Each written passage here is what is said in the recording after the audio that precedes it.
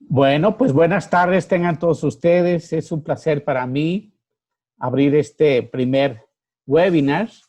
En primer lugar, quiero agradecer a la doctora Norma Quesada Figueroa, quien representa al doctor José Francisco Muñoz Bayer, rector del Centro Universitario de Ciencias de la Salud de la Universidad de Guadalajara, a todos ustedes, distinguidos profesores e invitados.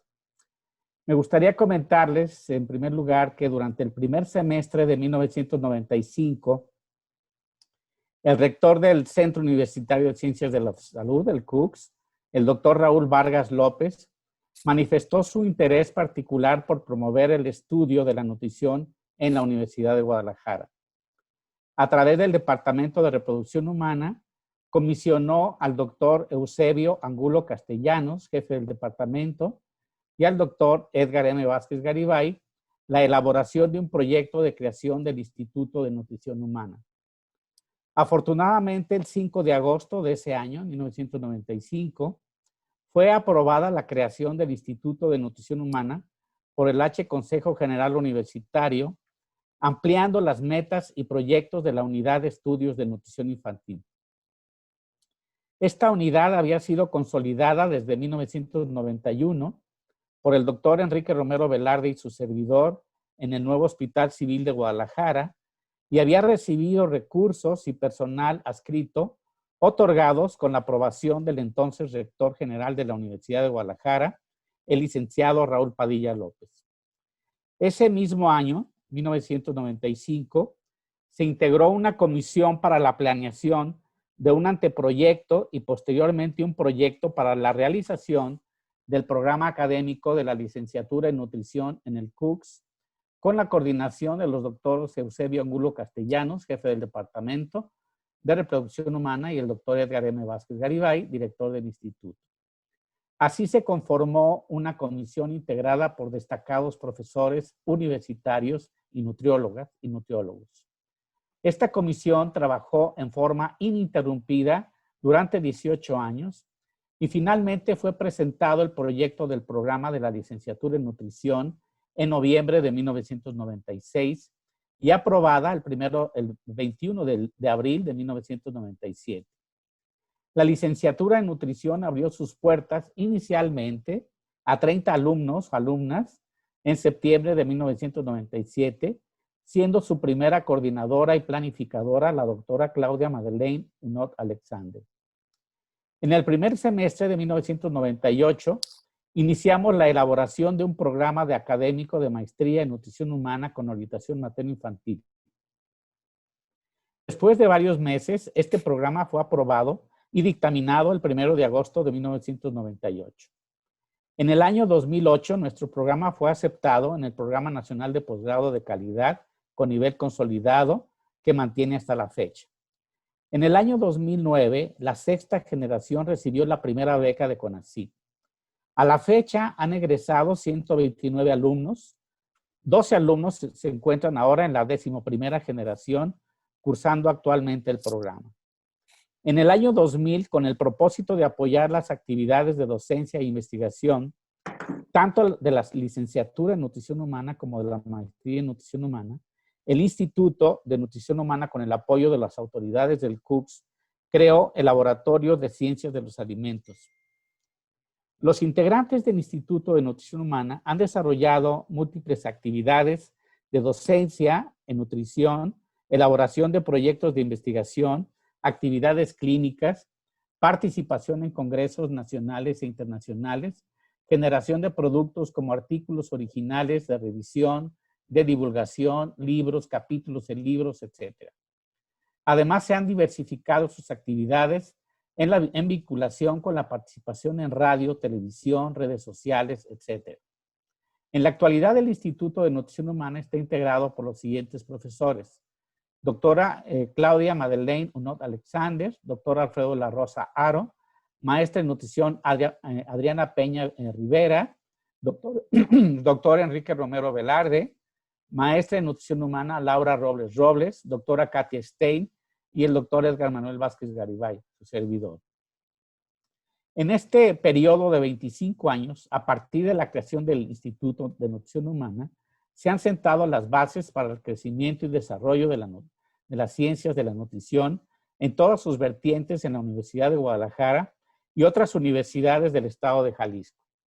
Se han logrado vínculos con instituciones públicas y privadas del ámbito nacional e internacional, incluyendo academias y corporaciones de gran prestigio. Es cierto, el camino hacia el futuro es insospechado, pero seguramente luminoso, con el potencial y el talento de las y los jóvenes profesores y alumnos y alumnas en este campo de la ciencia y en otros afines de la clínica, epidemiología y ciencias básicas. Seguramente se logrará colocar a las ciencias de la nutrición humana de nuestra honrosa Universidad de Guadalajara en el sitio privilegiado que le corresponde en el ámbito nacional e internacional. Enhorabuena. Pues muchas gracias por su atención.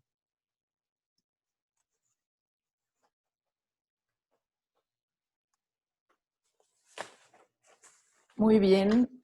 Le vamos entonces a dar la palabra a la doctora Norma Quesada, que pueda dar unas palabras como jefa del Departamento de Clínicas de la Reproducción Humana, Crecimiento y Desarrollo Infantil.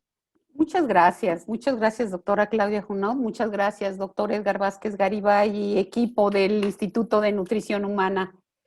Bueno, para mí es de mucho gusto, de mucho sentimiento, estos 25 años del INU, porque pues ha sido toda una trayectoria, una serie de retos que han tenido que vencer ellos, porque no nada más es la decisión, sino es una serie de elementos importantes que se conjuntan cuando algo tiene éxito, y eso tiene que ver con los seres humanos. Entonces yo me voy a referir ahorita a esa parte importante que tiene que ver con los investigadores, que tiene que ver con los profesores, que tiene que ver con los profesionales de la nutrición, del área médica, de pediatría, y que tiene que ver con el ser humano. Yo quiero felicitarlos a quienes conforman este gran equipo de trabajo por todo lo que han trascendido, por todo lo que han dejado de sus vidas en este Instituto de Nutrición Humana.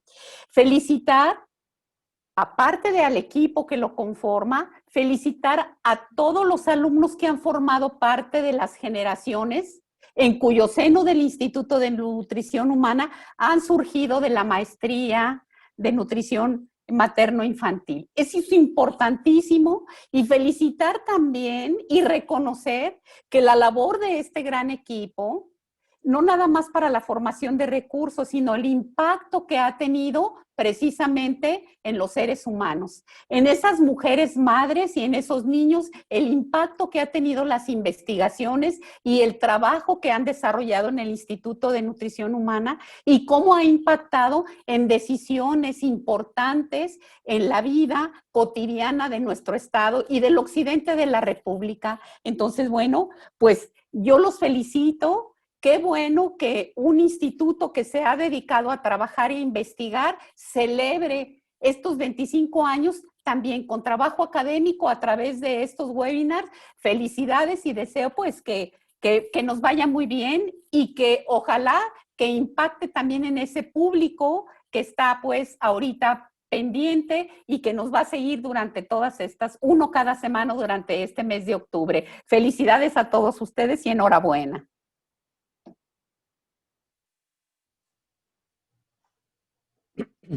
Muchas gracias, doctora Norma Quesada. Bueno, pues me gustaría presentar a la que va a ser ahora la moderadora de este espacio, de este webinar. No sé si me pueden pasar su perfil. Ahorita lo estoy compartiendo. Creo que no sé si puedan ver la...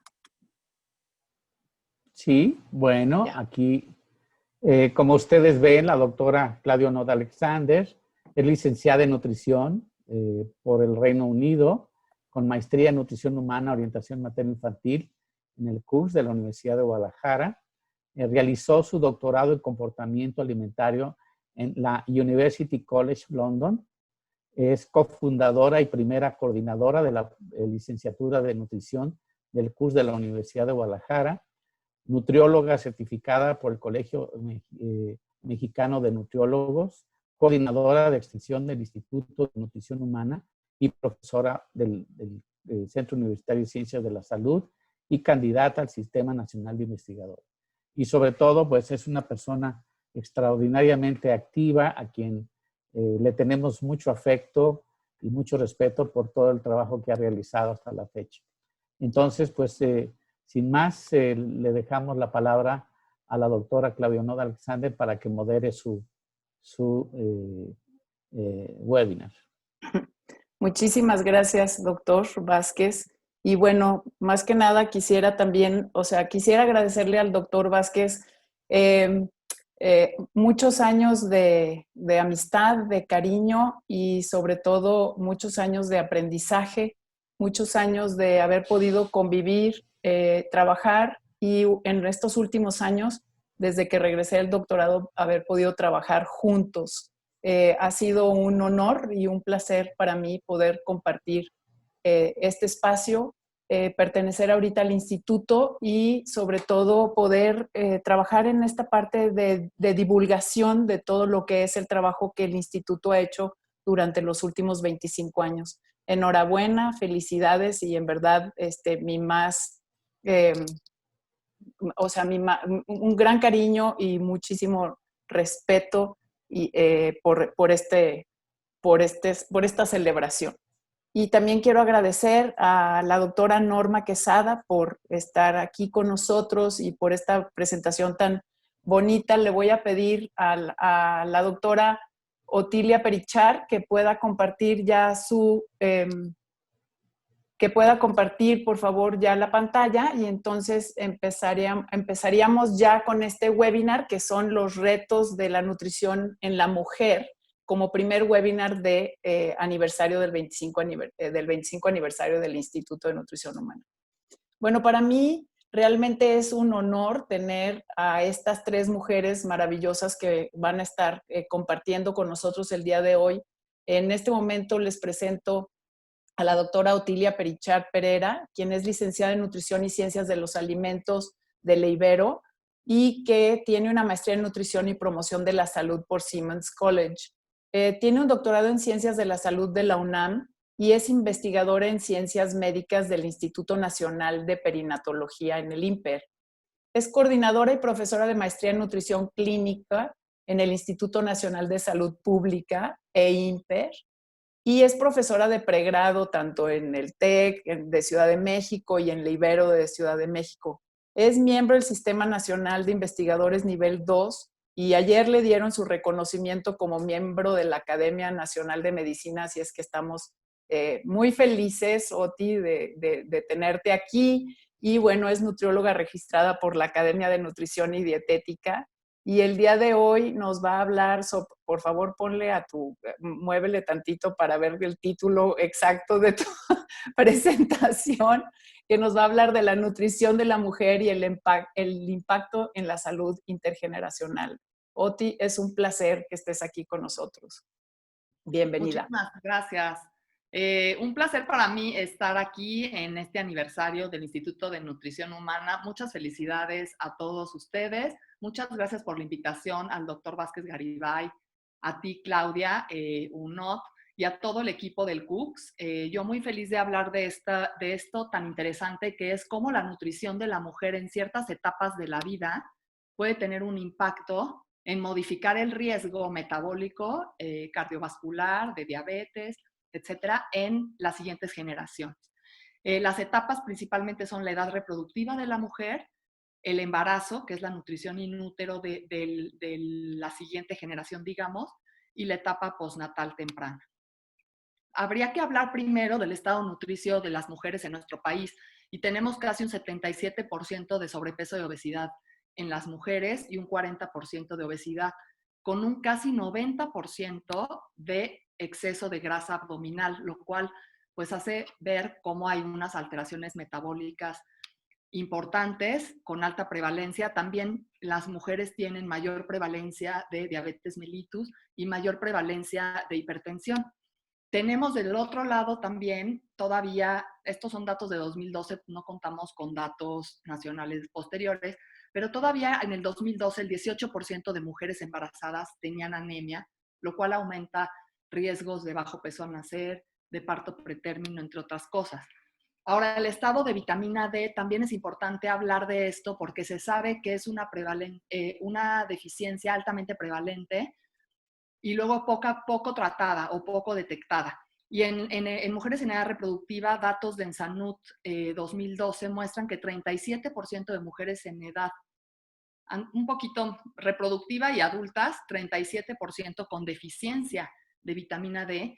Y en este estudio que recientemente publicamos en el INPER de una corte de 141 mujeres sanas en el embarazo, de las cuales 58% más o menos tenían sobrepeso, obesidad, entraron en primer trimestre el 37%, igual que en los datos nacionales, en primer trimestre 37% tenían deficiencia, y en tercer trimestre, incluso con esta suplementación, no todas suplementadas, pero el 76% suplementadas en tercer trimestre, y todavía teníamos 20% de deficiencia. Entonces, esto quiere decir que a veces, incluso con una suplementación, las dosis son importantes y tal vez no sean suficientes en esta etapa.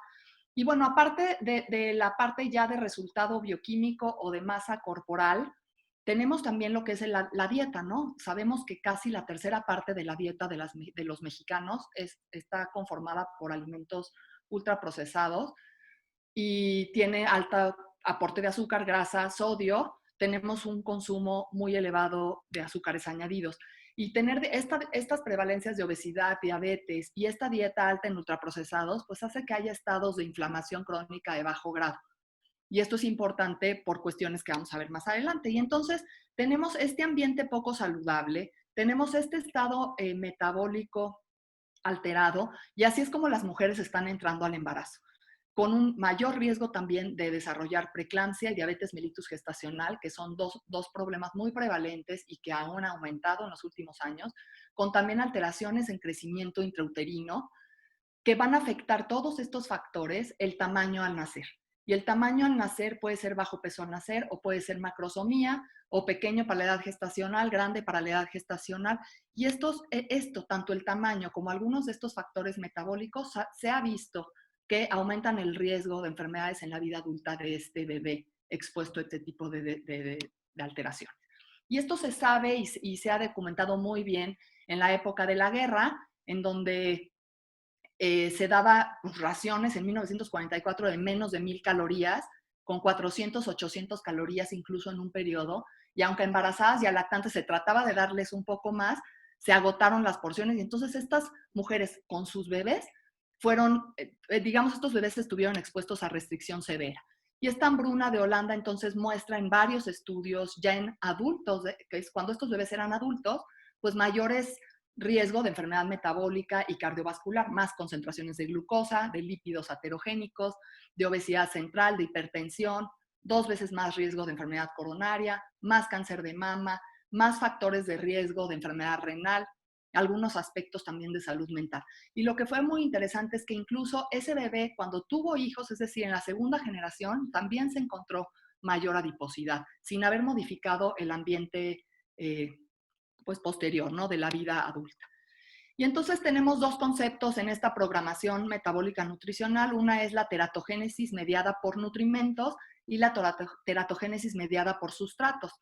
Una quiere decir que aquí hay desnutrición, puede ser una madre que entra ya desnutrida o con muy bajas reservas, o restricción nutricional del feto, y entonces va a nacer un pequeño bebé, pero que generalmente va a tener alta grasa. Esto es porque es un mecanismo de compensación, ¿no? Va a tener una capacidad de almacenar grasa importante, también tiene más riesgo de resistencia a la insulina, y si este bebé pequeño con más grasa y adaptado se expone a un ambiente postnatal obesigénico, va a saltar muy rápidamente a obesidad, a hiperglucemia, tal vez en la adolescencia o cuando es joven. Y si estas son mujeres, van a pasar a un estado de hiperglucemia pregestacional o gestacional. Va a haber excesiva energía, excesivo triacilglicéridos, glucosa en el bebé, y entonces puede haber disfunción de células beta y crecimiento fetal excesivo. Entonces, tenemos dos círculos viciosos y en donde el de desnutrición puede saltar fácilmente al de excesiva nutrición. ¿Y cuáles serían entonces los mecanismos que se han descrito para que ocurran estas alteraciones a largo plazo? Uno son la inflamación, disfunción endotelial, estrés oxidativo, resistencia a la insulina, hiperglucemia, hiperlipidemia, hiperleptinemia. Entonces, microbioma alterado incluso. Y esto causa, mediante estos mediadores o procesos metabólicos, hay modificaciones epigenéticas en diferentes tejidos. En muchos tejidos se han visto cambios de este tipo y esto causa que haya resultados a largo plazo, alterando peso o balance metabólico, neurodesarrollo, entre otros. Voy a hablar más de la parte metabólica y bueno, uno de los aspectos que se ha estudiado más es la obesidad materna. Pero entonces tenemos dos características para hablar de obesidad materna. La obesidad que se presenta antes del embarazo, digamos que en el momento de la concepción o en la etapa reproductiva, y la ganancia excesiva de peso. Ambos factores se ha visto que tienen incluso, que perpetúan este ciclo transgeneracional de obesidad, incluso 2 o 3 generaciones, lo cual en ratas ya se ha demostrado claramente, pero en humanos también.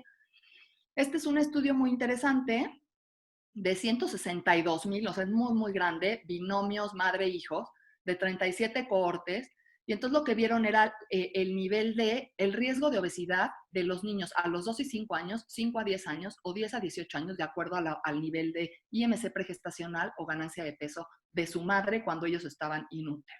Y lo que se ve aquí es un continuo, a lo largo de todo el continuo de IMC pregestacional, aumenta este riesgo de sobrepeso o obesidad en el niño. Y aquí se ve cómo aumenta mucho más, pero todavía es más marcado en los de 10 a 18 años.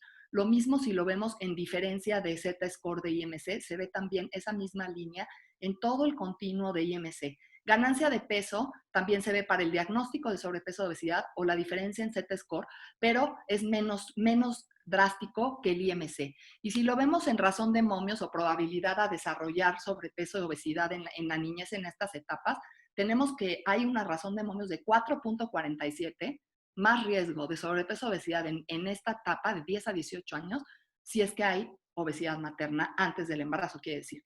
Y excesiva ganancia de peso en todas las categorías es positivo, pero es más, digamos, más leve, ¿no? Por otro lado, también es muy interesante ver estudios que han visto el efecto en hijas, pero ya en etapas ya más tardías, ¿no? O sea, este es, por ejemplo, un estudio en hijas en sus 40, la media de edad es 44 años, y el riesgo de sobrepeso y obesidad aumentó en 50% cuando sus madres tuvieron ganancia excesiva de peso. Y lo más bonito o interesante es que esta asociación se observó aun cuando las mujeres tenían peso normal al nacer, peso normal en la niñez y peso normal a los 20 años. Quiere decir que se queda ahí un factor de riesgo todavía que puede llegar a dispararse en etapas posteriores. Y también en un estudio se vio que mayor IMC pregestacional altera la distribución de grasa abdominal a los 62 años en las hijas de mujeres que tienen mayor IMC. Ahora, ¿qué sería una adecuada ganancia de peso materna? Bueno, estos son los lineamientos pues, de los más estudiados y utilizados. Los lineamientos del IOM, de acuerdo al índice de masa corporal, la ganancia de peso materna va a ser diferente, siendo menor en obesidad y mayor en bajo peso. Y generalmente la ganancia de peso pues, se presenta en segundo y tercer trimestre. Pero ellos asumen una ganancia entre medio kilo y 2 kilos en primer trimestre, aunque no es claro si esta ganancia sí es recomendable o de plano no deberíamos recomendar o no se debería de ganar peso en el primer trimestre. Se sabe que la ganancia en el primer trimestre, bueno, se está empezando a estudiar ahora esta ganancia porque se ha visto que la ganancia en las primeras 14 semanas se puede asociar con mayor adiposidad en hijos a los 9 años. En varios estudios han empezado a observar que es más la ganancia temprana la que se asocia con programación, más que ver los kilos totales. En este estudio también, 6,000 binomios, la ganancia se asoció con un perfil cardiometabólico alterado en una ganancia de peso temprana en niños. Tenemos también otros efectos que no son metabólicos, a los cuales no me voy a meter, pero que el peso tiene que ver, y aquí hay varios, el sobrepeso o la obesidad, y nada más el asma es uno de los más estudiados y que tiene más estudios y es contundente la asociación con mayor riesgo de asma en etapas posteriores. Ahora, ¿qué hay del embarazo? En sí, el estado metabólico. Generalmente en el embarazo, la vigilancia se ha centrado más en detectar diabetes mellitus gestacional. Y es importante pensar más hablar que de diabetes gestacional o no, porque aparte con los puntos de corte es complicado, hablar de hiperglucemia. Entonces, lo que no queremos es hiperglucemia en el embarazo. Aquí se presenta un estudio bien interesante en donde se les hicieron una curva de tolerancia oral a la glucosa en las semanas 28 a mujeres embarazadas. Y después se midieron a los hijos entre los 10 y los 14 años y se obtuvieron todos estos indicadores de adiposidad: riesgo de sobrepeso, obesidad, de obesidad, porcentaje de grasa, cintura y suma de pliegues. Y acá tenemos entonces qué parte de esta glucosa de la curva o la hemoglobina glucosilada fue significativa para mayor riesgo. Y tenemos pues varias. Varía de acuerdo a los indicadores de adiposidad, pero bastantes. La glucosa en ayuno fue mayor glucosa, mayor riesgo de obesidad. Glucosa en ayuno y 1 hora postprandial, mayor riesgo de porcentaje de grasa arriba de 85 percentil. 1 hora postprandial o 2, mayor circunferencia de cintura. Y suma de pliegues también mayor en ayuno, mayor glucosa en ayuno, 1 hora postprandial o 2, mayor sumatoria de pliegues a los 10 o 14 años. Y cuando vieron las trayectorias de dicha curva, pues tenemos dos trayectorias muy elevadas, que son estas, la A y la B, perdón, que son la B y la C. La A es esta planita, y cuando comparamos B contra A o C contra A, que A es la plana, tenemos un mayor riesgo en los niños de intolerancia a la glucosa a los 10 o 14 años. Nada más por ver la trayectoria de glucosa de las madres en la semana 28. Entonces, la hiperglucemia sí aumenta este riesgo de obesidad. Y bueno, estos son nada más algunos ejemplos, pero es importante hablar de nutrición temprana, y nutrición temprana desde antes de la concepción o el momento de la concepción hasta los primeros 2 años de vida, y generalmente se reconoce como los 1000 primeros días de vida. Y en esto es porque hay mucha plasticidad, ya hablamos de que hay mucho cambio epigenético y alteraciones que pueden ser permanentes, y se habla, y en esta gráfica se muestra que hay una intervención, mientras más temprana sea, mayor el riesgo que se disminuye. Si yo empiezo la intervención en la etapa adulta, el riesgo de que yo pueda disminuir realmente ya es muy poco. Y entonces tenemos que hablar de balance de energía, igual que en todos los grupos de edad, en la mujer, digamos, y quisiéramos balance de energía desde la mujer adolescente, en el embarazo también. Queremos un patrón saludable para todas, en donde podemos rescatar, por ejemplo, el patrón mediterráneo, en donde tenemos promover alimentos locales frescos, no procesados, y puede ser un tipo mediterráneo, no necesariamente mediterráneo, puede ser el tradicional mexicano, en donde se haga énfasis en frutas, verduras, leguminosas, granos, semillas y fuentes de grasas monoinsaturadas, moderado en pescados, pollo, ave, huevo, y muy bajo en carnes rojas y procesadas y azúcares. Y tenemos algunos efectos, es contundente en varios marcadores cardiometabólicos en comparación con otras dietas comparativas, y también para IMC y peso en adultos. Y en cuanto a embarazo, hay algunos estudios, no hay tantos, pero sí la baja adherencia se puede asociar con mayor ganancia de peso, con bajo peso al nacer, con hiperinsulinemia, y la alta adherencia con una mayor probabilidad de tener ganancia de peso adecuada. Y ya de programación, por ahí hay algún reporte en donde menor circunferencia de cintura en los hijos a los 6 años de edad, también con un patrón de este tipo. Entonces, alimentación saludable en las mujeres y pensarlo desde las mujeres adolescentes. Y hablar de micronutrimentos también, ¿no? ¿Qué sabemos de suplementación o recomendaciones específicas de micronutrimentos antes del embarazo? Pues ácido fólico es fundamental desde 3 meses antes del embarazo. Entonces, en mujeres en edad reproductiva, la recomendación es 400 microgramos al día. Pero si hay algunos factores de riesgo, debe de ser de mucha mayor dosis. Entonces, si hay obesidad, incluso 4 miligramos por día hasta la semana 12, y después ya bajas la dosis a 400. Si hay diabetes, anticonvulsivos, historia personal de defecto de tubo neural, igual, pero 5 miligramos hasta la semana 12 y después 400. Por ahí algunos reportes hablan de la importancia de suplementar vitamina D a un nivel de consumo recomendado, que podría ser 400 unidades por día. No es contundente, pero tal vez sí mayores dosis en obesidad. Suplementación de B12 en vegetarianas o veganas o con bajo consumo de animales. Y en lugares donde haya mucha prevalencia de anemia, más del 20%, sí hacer una suplementación intermitente de hierro. ¿Qué hay del embarazo? Bueno, la OMS establece solamente suplementación rutinaria de hierro y ácido fólico. el hierro 30 a 60 miligramos diarios o 400 de ácido fólico o una suplementación semanal, y calcio solo en mujeres con bajo consumo de calcio, con dosis elevadas de 1.5 a 2 para prevención de preeclampsia, solamente en alto riesgo y en bajo consumo de calcio. Y para todas, hierro y ácido fólico. Eso está muy claro. Multivitamínico y vitamina D está modificándose la literatura, y nada más les muestro rápidamente que la suplementación con más de 600 unidades internacionales por día de vitamina D sí parece reducir el riesgo de diabetes mellitus gestacional, lo cual, como ya dijimos, esa hiperglucemia en embarazo pues va a tener un efecto a largo plazo. Y esto es una evidencia que se considera moderada. Y también sobre bajo peso al nacer y pequeño para la edad gestacional, también existe esta otra revisión en donde se estudiaron 15 ensayos clínicos en mujeres sanas y se ve una reducción de bajo peso al nacer y de pequeño para la edad gestacional, igual con más de 600 unidades contra menos de 600. Y la suplementación de multivitamínico parece también tener un beneficio adicional. 17 ensayos clínicos en mujeres de bajo y medio nivel socioeconómico con una suplementación de más de 8 micronutrientes tiene una protección para bajo peso al nacer, para parto prematuro y para pequeño para la edad gestacional. Podría ser una buena estrategia en la mayoría de las mujeres.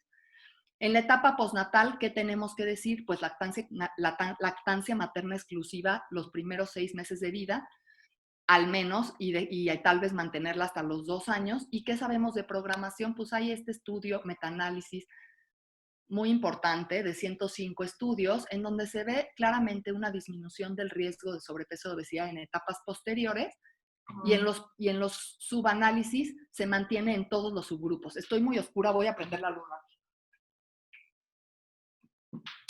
Perdón, oscureció y ya no me veía.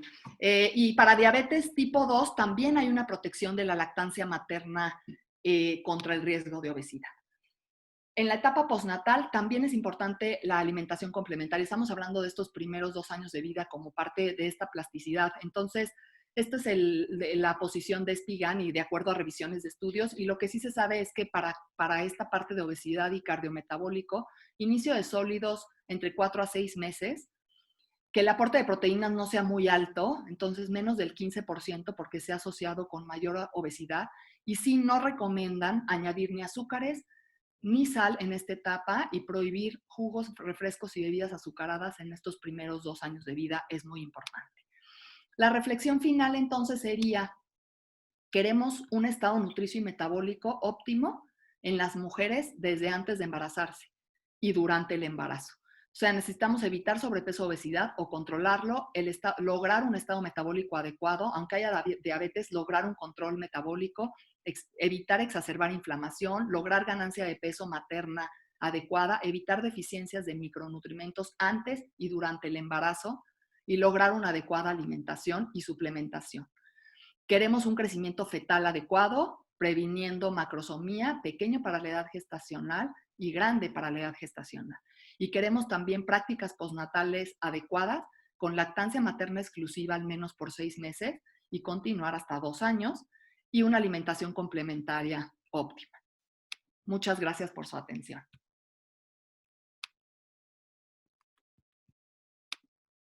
¡Wow! ¡Bravo! Bravo por el tiempo, pero también qué impresionante, Otide, en verdad. Excelente tu presentación. Me voy a ahorrar las preguntas para después. A continuación, le voy a dar la palabra a la doctora Marta Kaufer-Horwitz, quien es nutrióloga certificada por el Colegio Mexicano de Nutriólogos y que tiene una especialidad en investigación en nutrición clínica del INPER, maestría en ciencias sociomédicas y doctorado en ciencias de la salud por la UNAM. Es miembro del Sistema Nacional de Investigadores Nivel 2 y también miembro de la Academia Nacional de Medicina y Fellow de The Obesity Society. Es investigadora en ciencias médicas del Instituto Nacional de Ciencias Médicas y Nutrición Salvador Subirán y profesora de pregrado y posgrado de la UNAM y en la Ibero, en Ciudad de México. Es socia fundadora y expresidente del Colegio Mexicano de Nutriólogos y de la Asociación Mexicana de Nutriología y editora asociada de Cuadernos de Nutrición. Marta, es un enorme placer para mí que nos puedas acompañar el día de hoy y bueno, te cedo la palabra para que nos puedas hablar de el peso del peso en la mujer, ¿sí va? El peso del peso en la salud de la mujer. Bienvenida, Marta. Muchas gracias, Claudia. Pues antes que nada quisiera agradecer, bueno, primero felicitar por estos primeros 25 años del Instituto de Nutrición Humana y particularmente al doctor Edgar Vázquez Garibay. Muchas felicidades y pues muchos años más. Y también agradecer a la doctora Claudia Junot por coordinar este webinar e invitarme a participar. Yo les voy a hablar del peso en la salud de la mujer y pues fue maravilloso que me antecediera Oti porque algunas de las cuestiones que iba yo a comentar, ella las comentó con muchísimo detalle. De hecho, esta presentación que yo voy a hacer el día de hoy tiene más como objetivo aprovechar la ocasión para reflexionar en torno al tema, más que proporcionar una serie de datos e información muy relevante que bueno, ya Oti presentó antes de mí. Entonces vamos a hablar de este tema. Y quisiera iniciar definiendo salud como lo define la OMS, como un estado de completo bienestar físico, mental y social, y no solamente como la ausencia de afecciones o enfermedades. Entonces, como ven ustedes aquí en la lámina, pues no es nada más el bienestar físico, es también, implica también cuestiones cognitivas, cuestiones de relaciones sociales, de hábitos de sueño, de control del estrés, de una nutrición equilibrada. Y entre la salud y la enfermedad hay un continuo. En general no se trata de una, digamos, una dicotomía donde o se está enfermo o se está saludable, sino que en general hay un continuo. Como lo podemos ver en esta lámina, donde trato de demostrar justamente esto. Hablamos muchas veces de una dicotomía entre la obesidad, o sea, es tener obesidad y tener un peso normal. Y en general, y aquí empiezan los problemas, se piensa que las personas con obesidad, y vamos a hablar en este caso de las mujeres, que las mujeres con obesidad pues son personas enfermas y que tienen en general alteraciones metabólicas. Y por otra parte, que las mujeres con peso normal son personas saludables. Pero como trato de mostrar en esta lámina, no necesariamente es así. Las cuestiones no son dicotómicas de blanco y negro. Existen personas con obesidad, realmente un porcentaje alto, alrededor del 80% de este 30% que serían las personas con obesidad, las mujeres con obesidad, por ejemplo, en México, que tienen alteraciones metabólicas, pero existen también algunas personas con obesidad que no tienen estas alteraciones, como vemos nosotros en este círculo naranja. Por otro lado, tampoco todas las personas con peso normal son saludables. Vemos nosotros que existen personas que tienen peso normal y pueden tener alteraciones metabólicas. El porcentaje en general es menor que en el caso de la obesidad. Sin embargo, las personas de peso normal no necesariamente están exentas y sin embargo, muchas veces se pasa por alto porque se tiene esta preconcepción errónea de que peso normal es igual a salud y obesidad siempre es igual a enfermedad. Entonces, esto nada más como a manera de introducción. Traté de hacer este ejercicio más enfocado a la parte de obesidad, aunque también debemos considerar que el peso del peso no implica nada más el peso hacia arriba, sino también el peso hacia abajo, incluso hacia la delgadez y hacia la desnutrición de muchos elementos en los que nosotros pensamos cuando hablamos del peso. Entonces, vean ustedes cómo cuando hablamos del peso podemos entrar al terreno biológico o al terreno psicosocial, y en el terreno biológico pues hay muchos aspectos en los que podemos hablar. Estoy hablando específicamente ahora en el caso de mujeres. Por supuesto que mucho de esto aplica también a los hombres. Y entonces hablamos de la heredabilidad del peso, del significado del peso en el estado de nutrición, y ahí es donde podemos hablar del peso hacia arriba o hacia abajo, del peso como factor de riesgo de una serie de enfermedades, en este caso pueden ser metabólicas, osteomusculares, etcétera, incluso problemas para la reproducción, incluso cuestiones asociadas a la presentación de la menarca cuando el peso es mayor y la adiposidad es mayor. Y entre las enfermedades metabólicas, pues todas estas que ya mencionó la doctora Perichart, y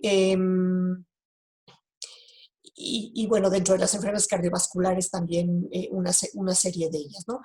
Pero en lo biológico también podemos hablar de calidad de vida y de salud mental que se comparten con el área psicosocial, y es esta área poco explorada, pero quizá cada vez más en la agenda pues, de salud, que nos interesa, me interesa particularmente, porque la salud psicosocial tiene mucho que ver con el bienestar de la mujer, y el peso es un elemento fundamental en esta salud psicosocial. Vean ustedes cómo en el caso del peso puede afectar la calidad de vida y la salud mental de las mujeres, sobre todo por este ideal de la delgadez que está tan fuerte y que los medios de comunicación han empujado tanto digamos, pues poner en la agenda y dejarla ahí permanentemente, y cómo este ideal de la delgadez pues puede trastocar la autoestima de las mujeres en un sentido negativo, sobre todo cuando su peso no se conforma a este ideal, y cómo estas mujeres son estigmatizadas no nada más por la población general que las empuja a tener un peso correcto, sino incluso por los profesionales de la salud, y realmente es de celebrar que hoy día, a pesar de que todavía hay mucho problema en términos de estigmatización de las personas con obesidad o incluso con bajo peso, pero más con obesidad, y más en el caso de las mujeres por profesionales de la salud, esto cada vez se ha hecho más consciente, y ya hay movimientos e incluso profesionales de la salud, nutriólogos, médicos, psicólogos, trabajando para tratar de pues tener conciencia de este estigma y poderlo manejar de una manera que no perjudique la atención que se brinda a las mujeres. Entonces, vean ustedes cómo incluso en el caso de las mujeres los aspectos sociales también son muy relevantes, porque el peso influye mucho en las relaciones de pareja para hacerlas difíciles, insatisfactorias, incluso donde puede haber insatisfacción sexual, e incluso también en el ámbito laboral, la obesidad o el peso, en el caso de las mujeres, pues tiene un impacto mucho mayor en términos de conseguir un trabajo digno, conseguir tener una remuneración adecuada e incluso evitar la discriminación. Y bueno, mucho de esto también ya lo habló Oti, pero quisiera nada más hablar de la relevancia del peso a lo largo de la vida de una manera muy sintética, y vean ustedes cómo, por ejemplo, en el caso de la obesidad, esta se va construyendo a lo largo de los años, y todos tenemos una susceptibilidad genética a partir de lo cual se va construyendo este exceso de peso a raíz de ir acumulando riesgos a lo largo de la vida. Desde la vida fetal, donde la nutrición materna es determinante para tener un producto de buen peso, donde la lactancia materna exitosa puede también tener, como ya lo comentó Oti, digamos que un efecto importante en el crecimiento posterior y en el desarrollo posterior de obesidad en la infancia, y donde la velocidad de crecimiento también es determinante en el caso de los niños para tener, digamos que, salud para tener buen rendimiento en la escuela, disminución en el caso de las infecciones, y bueno, ya en la adolescencia y en la edad adulta se siguen acumulando riesgos ocasionados por un desequilibrio entre lo que se consume y lo que se gasta, y van apareciendo enfermedades metabólicas.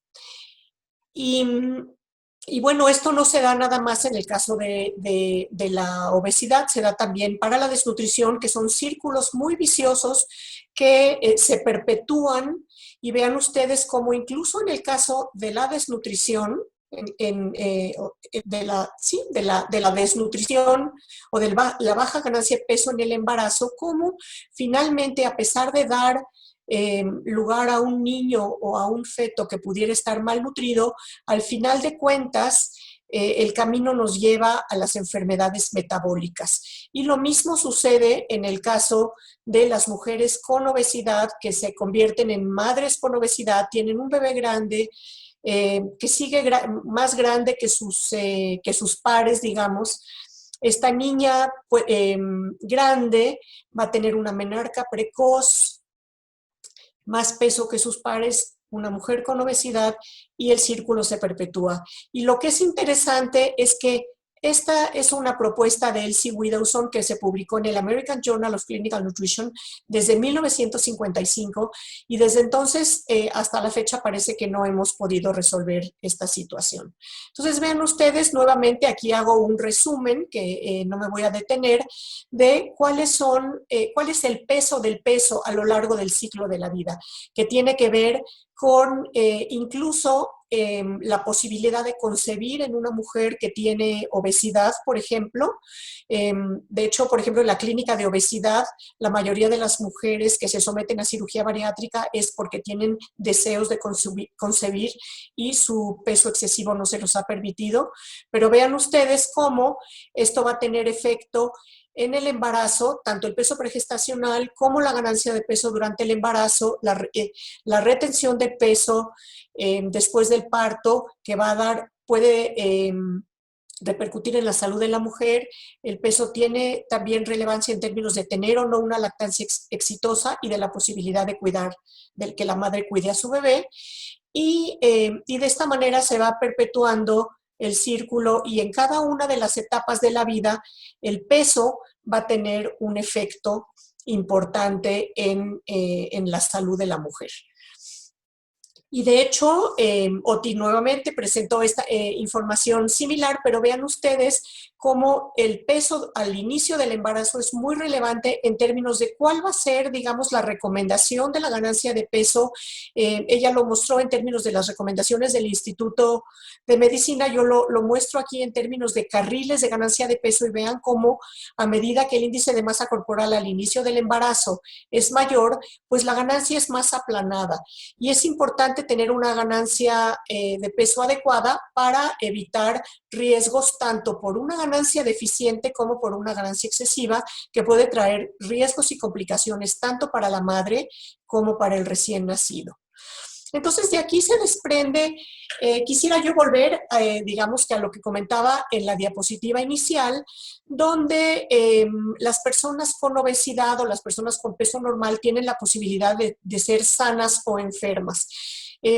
A partir del 2001, en el año 2001, Sims publicó este artículo en la revista Metabolism que hablaba de si las personas que tenían obesidad podían ser metabólicamente sanas. Y de ahí nació este concepto donde no voy a dar, digamos que no quiero ahondar técnicamente en el tema, pero finalmente se refiere a la ausencia de enfermedad cardiometabólica abierta en personas que tienen índices de masa corporal de 30 o más. Es decir, que son personas con índice de masa corporal alto, pero sin diabetes, sin dislipidemia, sin hipertensión arterial, e incluso se han incorporado marcadores de inflamación, es decir, con un estado sin un estado proinflamatorio.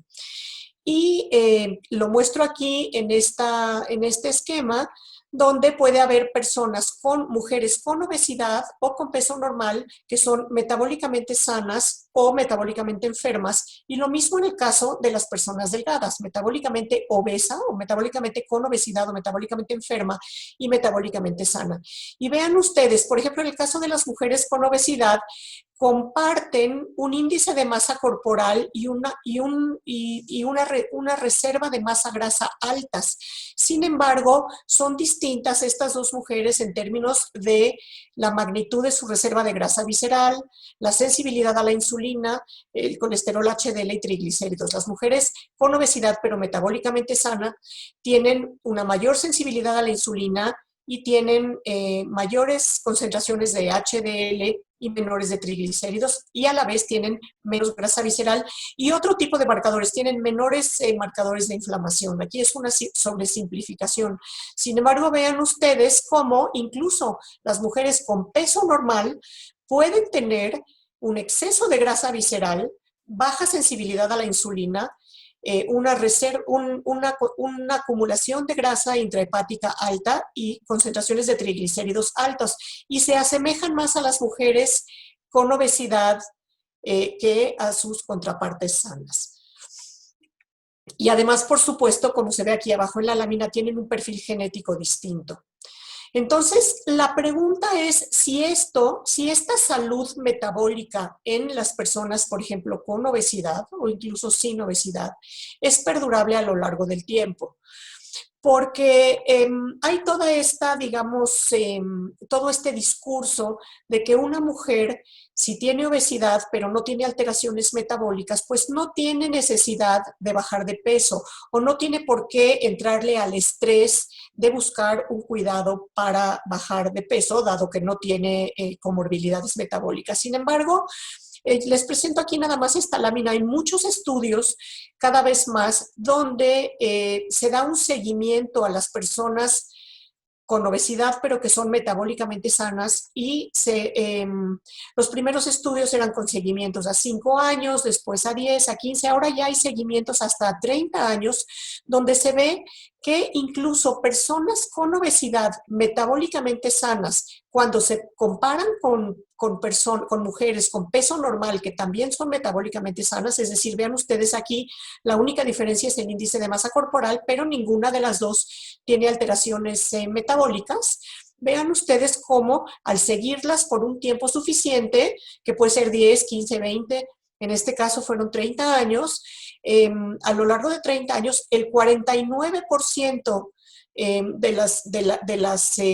los hombres y mujeres desarrollaron un riesgo incrementado de enfermedad coronaria, un 7% de riesgo incrementado de enfermedad cerebrovascular y el 96% tenían un riesgo incrementado de insuficiencia cardíaca. Entonces vean ustedes cómo este estado de salud metabólica es transitorio y es importante tomar esto en consideración cuando uno va a asesorar a las mujeres.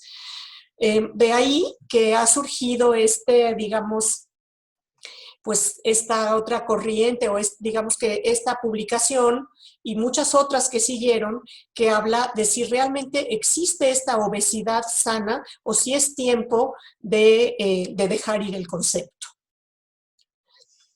Y esto no está peleado con que pues hay mujeres con todo tipo de fenotipos, y no está peleado con el hecho de no aceptación de cuerpos diversos en el caso de las mujeres, porque se ha malinterpretado este concepto y nuevamente este paradigma de la delgadez ha hecho que se promueva la delgadez en las mujeres más por cuestión de belleza. Sin embargo, hay que considerar también el tema de la salud. Entonces, en términos de diversidad de cuerpos, todos podemos estar de acuerdo en que unos cuerpos son tan bellos como otros. Sin embargo, creo que es importante tener la responsabilidad de saber cuándo asesorar a una mujer para proponerle un tratamiento para llegar a un peso adecuado, compatible con la salud. Aquí no estamos hablando de belleza, estamos hablando de salud.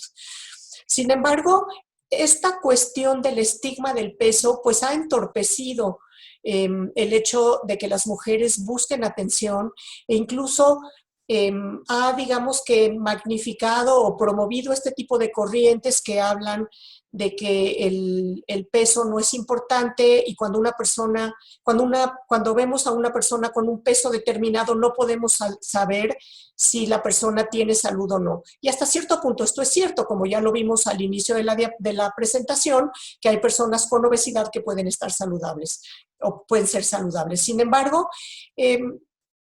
este problema del estigma del peso es real y el estigma que viene de la población y particularmente de los profesionales de la salud hace que las personas con obesidad internalicen este estigma y sientan culpa por su cuerpo, estén todo el tiempo muy preocupadas de su apariencia y esto por supuesto que va a ocasionar una menor salud física y también un menor bienestar psicológico.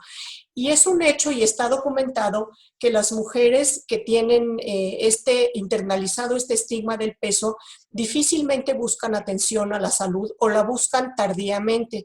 Y esto lo hemos estado viendo de manera muy gráfica en los últimos tiempos ahora con el COVID, donde incluso se ha visto que las personas con obesidad tardan más en buscar atención de su problema de COVID, lo cual puede poner y pone en riesgo no nada más su salud, sino incluso su vida. Y en el caso de las mujeres esto es mucho más marcado. Entonces, ¿cómo podemos quitarle el peso al peso y enfocarnos en los cambios? Existen dos abordajes para el manejo del peso y sobre todo estoy hablando del peso excesivo.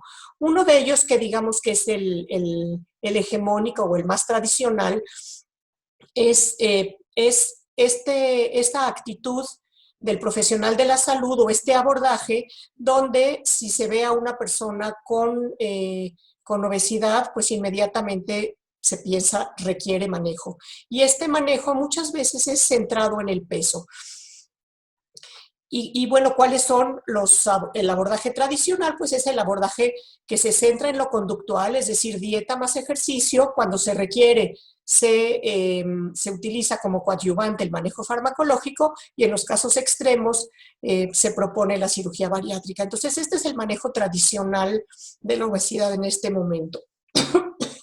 Sin embargo, existe otro abordaje, que es la actitud de que, bueno, si la persona no tiene problemas metabólicos, no requiere manejo.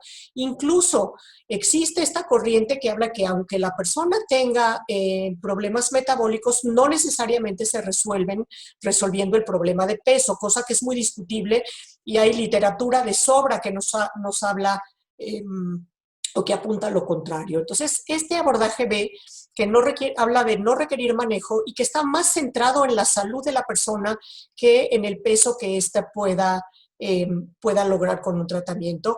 Y más que un tratamiento, se trata de buscar abordajes para reeducar a las personas a identificar sus señales internas de hambre y saciedad.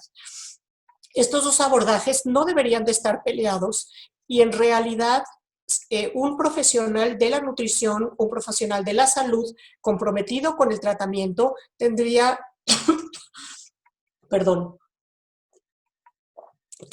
que echar mano de ambas estrategias y donde el abordaje no estuviera centrado en el peso, sino en la salud, pero sin olvidar que este abordaje centrado en los cambios de conducta necesariamente implica una pérdida de peso y al mismo tiempo reeducar a las mujeres a identificar estas señales de hambre y saciedad y que finalmente sí se traduzcan, aunque no esté centrado en el peso, estos cambios de conducta se traduzcan en cambios en el peso que puedan traer esta mejoría metabólica en las mujeres. Entonces, esto viene a colación por esta corriente de salud de todas las tallas que hasta cierto punto pues no reconoce la importancia de la pérdida de peso en ciertas mujeres y sobre todo en ciertas magnitudes de obesidad. Y entonces me gusta digamos, reflexión que dice, aunque ciertamente estoy de acuerdo en que es posible tener comportamientos que brindan beneficios para la salud en una amplia variedad de tamaños corporales, no estoy de acuerdo en que sea posible ser o mantenerse verdaderamente saludable en todos los tamaños. Quizá en muchos tamaños sí, pero no en todos los tamaños. Entonces, ¿cuándo ofrecer tratamiento a la mujer con exceso de peso con o sin alteraciones metabólicas? Pues cuanto antes. Posponer no beneficia porque hay memoria metabólica. No esperar a que se presenten las comorbilidades. Cuando hay obesidad, aun si no se acompaña de complicaciones, es importante tratar.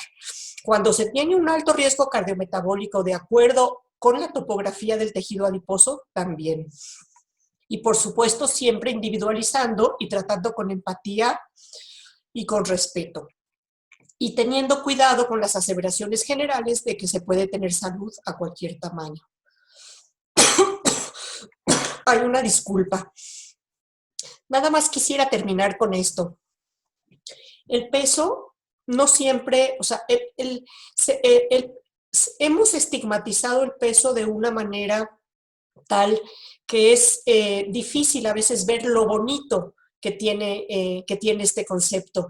Y me gusta mucho digamos que esta noción en esta población, digamos que grupo étnico, los Anang en Nigeria, que tienen lo que se llama el cuarto de engorda. Y en este cuarto de engorda entran las mujeres cuando se van a preparar para el matrimonio y necesitan prepararse para la fertilidad y también incluso entran a este cuarto como tratamiento para la infertilidad cuando no han podido concebir. Y en este cuarto las mujeres se sientan, se les consiente, se les apapacha, no se les permite hacer mucha actividad física, moverse, etcétera, y se les lleva comida para que acumulen la cantidad de grasa suficiente para prepararlas para la fertilidad o para tratamiento para la infertilidad. Entonces, en estas poblaciones la adiposidad es un valor, pero nuevamente con una finalidad muy particular. Entonces, ¿cuáles son los mensajes para llevar? Bueno, la obesidad sin alteraciones metabólicas es transitoria. Incluso las mujeres delgadas pueden tener riesgo metabólico y pueden subdiagnosticarse si solo se considera el peso. Es importante esto. El peso no lo dice todo en una mujer, pero sí dice mucho. Y junto con otros indicadores refleja riesgo metabólico en el largo plazo. Estigmatizar por un lado y estar a favor del tratamiento de la obesidad por el otro no son sinónimos. Y como nutriólogos u otros profesionales de la salud debemos prepararnos para poder abordar el peso de la mujer con criterio amplio, responsabilidad, ética, respeto y empatía. Muchísimas gracias por su atención. Muchísimas gracias, Marta, por tu presentación. Me parece excelente. Me quedo así en el corazón con el apapacho a las mujeres y cómo realmente necesitamos estos espacios en donde estemos también como unidas como mujeres, también cuidando todas esas etapas de la vida. Muchísimas gracias. Ya va a haber momento para preguntas. Le voy a pedir entonces, y gracias por tu presentación, le voy a pedir a la doctora Edna Nava que por favor haga su presentación. Ponga su presentación para poderla presentar, por favor.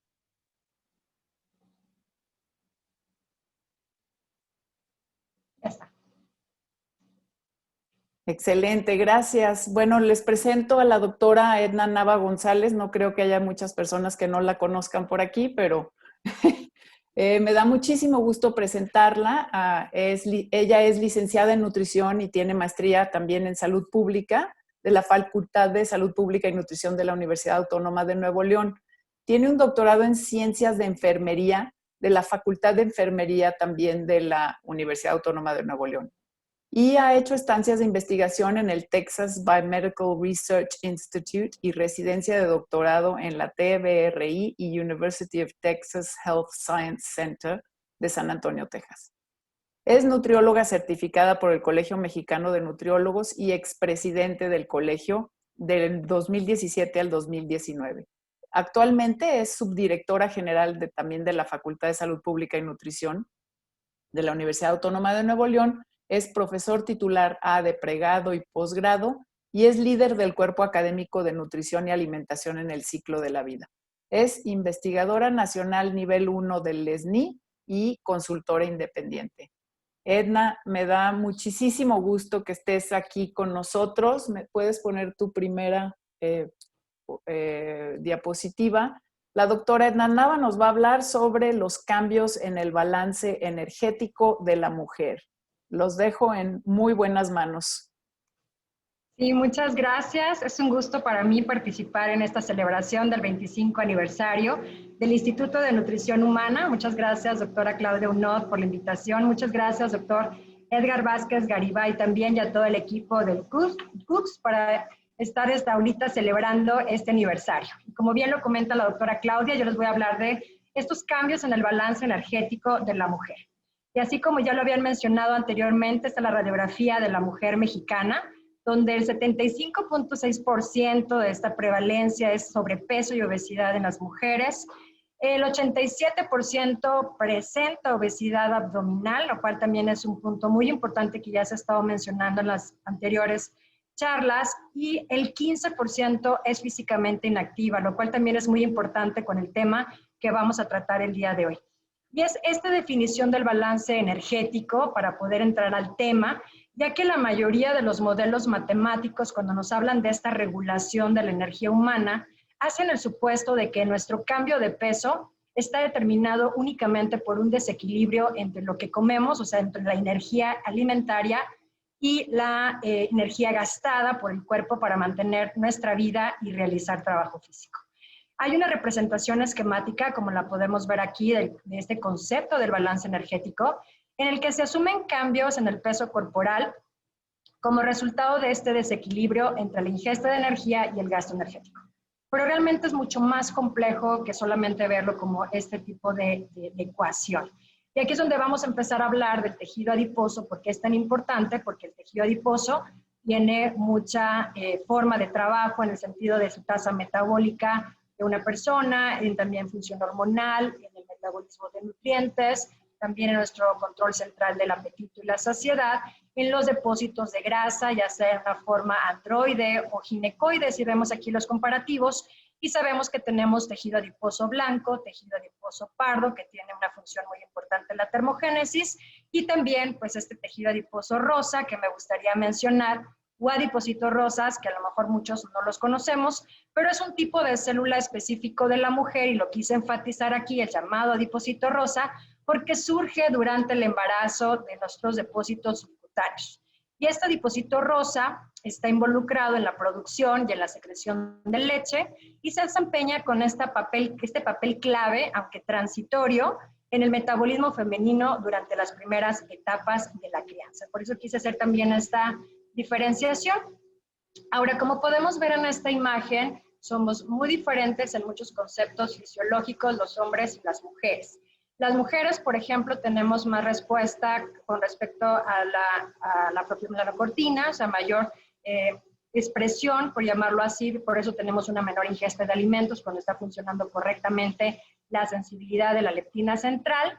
También podemos presentar menor actividad de ese tejido adiposo pardo, de la termogénesis. Tenemos mayor distribución de grasa subcutánea, mayores niveles de adiponectina, también mayores niveles de leptina, pero tenemos menor masa muscular comparado a los hombres, tenemos mayor sensibilidad a la insulina, tenemos una respuesta de ácidos grasos durante el ejercicio, donde también hay un mayor almacenamiento de estos ácidos grasos en forma de triglicéridos en mantenimiento de reposo.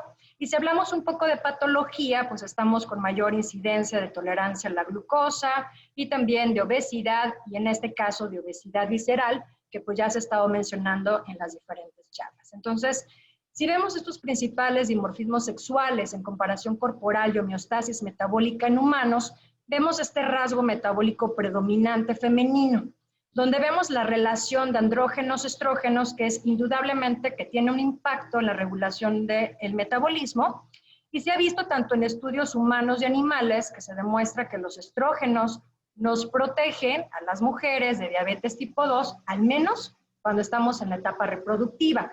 Estos estrógenos contribuyen a este equilibrio energético y también a la homeostasis metabólica, que son los principales determinantes de las diferencias sexuales en la susceptibilidad cuando hablamos de este tipo de enfermedades crónicas como la diabetes tipo 2. Y podemos ver aquí estas acciones específicas de los estrógenos en tejidos sobre este equilibrio energético, la regulación metabólica en modelos animales, y se ve, por ejemplo, a nivel cerebral, pues disminución de nuestra ingesta, mayor gasto energético, también la síntesis de insulina, que está elevada, la disminución de la lipogénesis de novo a nivel hepático, mayor oxidación lipídica a nivel de músculo y también pues menor lipogénesis y mayor lipólisis, pues teniendo efectos a nivel corporal sobre este peso corporal y la adiposidad, cómo se puede equilibrar, mayor sensibilidad a la insulina y mayor tolerancia a la glucosa. Ahora, si empezamos a ver todas estas causas relacionadas con la edad, podemos ver que nuestro gasto energético basal va disminuyendo casi linealmente con la edad. Y esto se explica por la reducción de la actividad metabólica de nuestro tejido magro, o sea, nuestros músculos, y esta disminución proporcional de nuestra masa libre de grasa.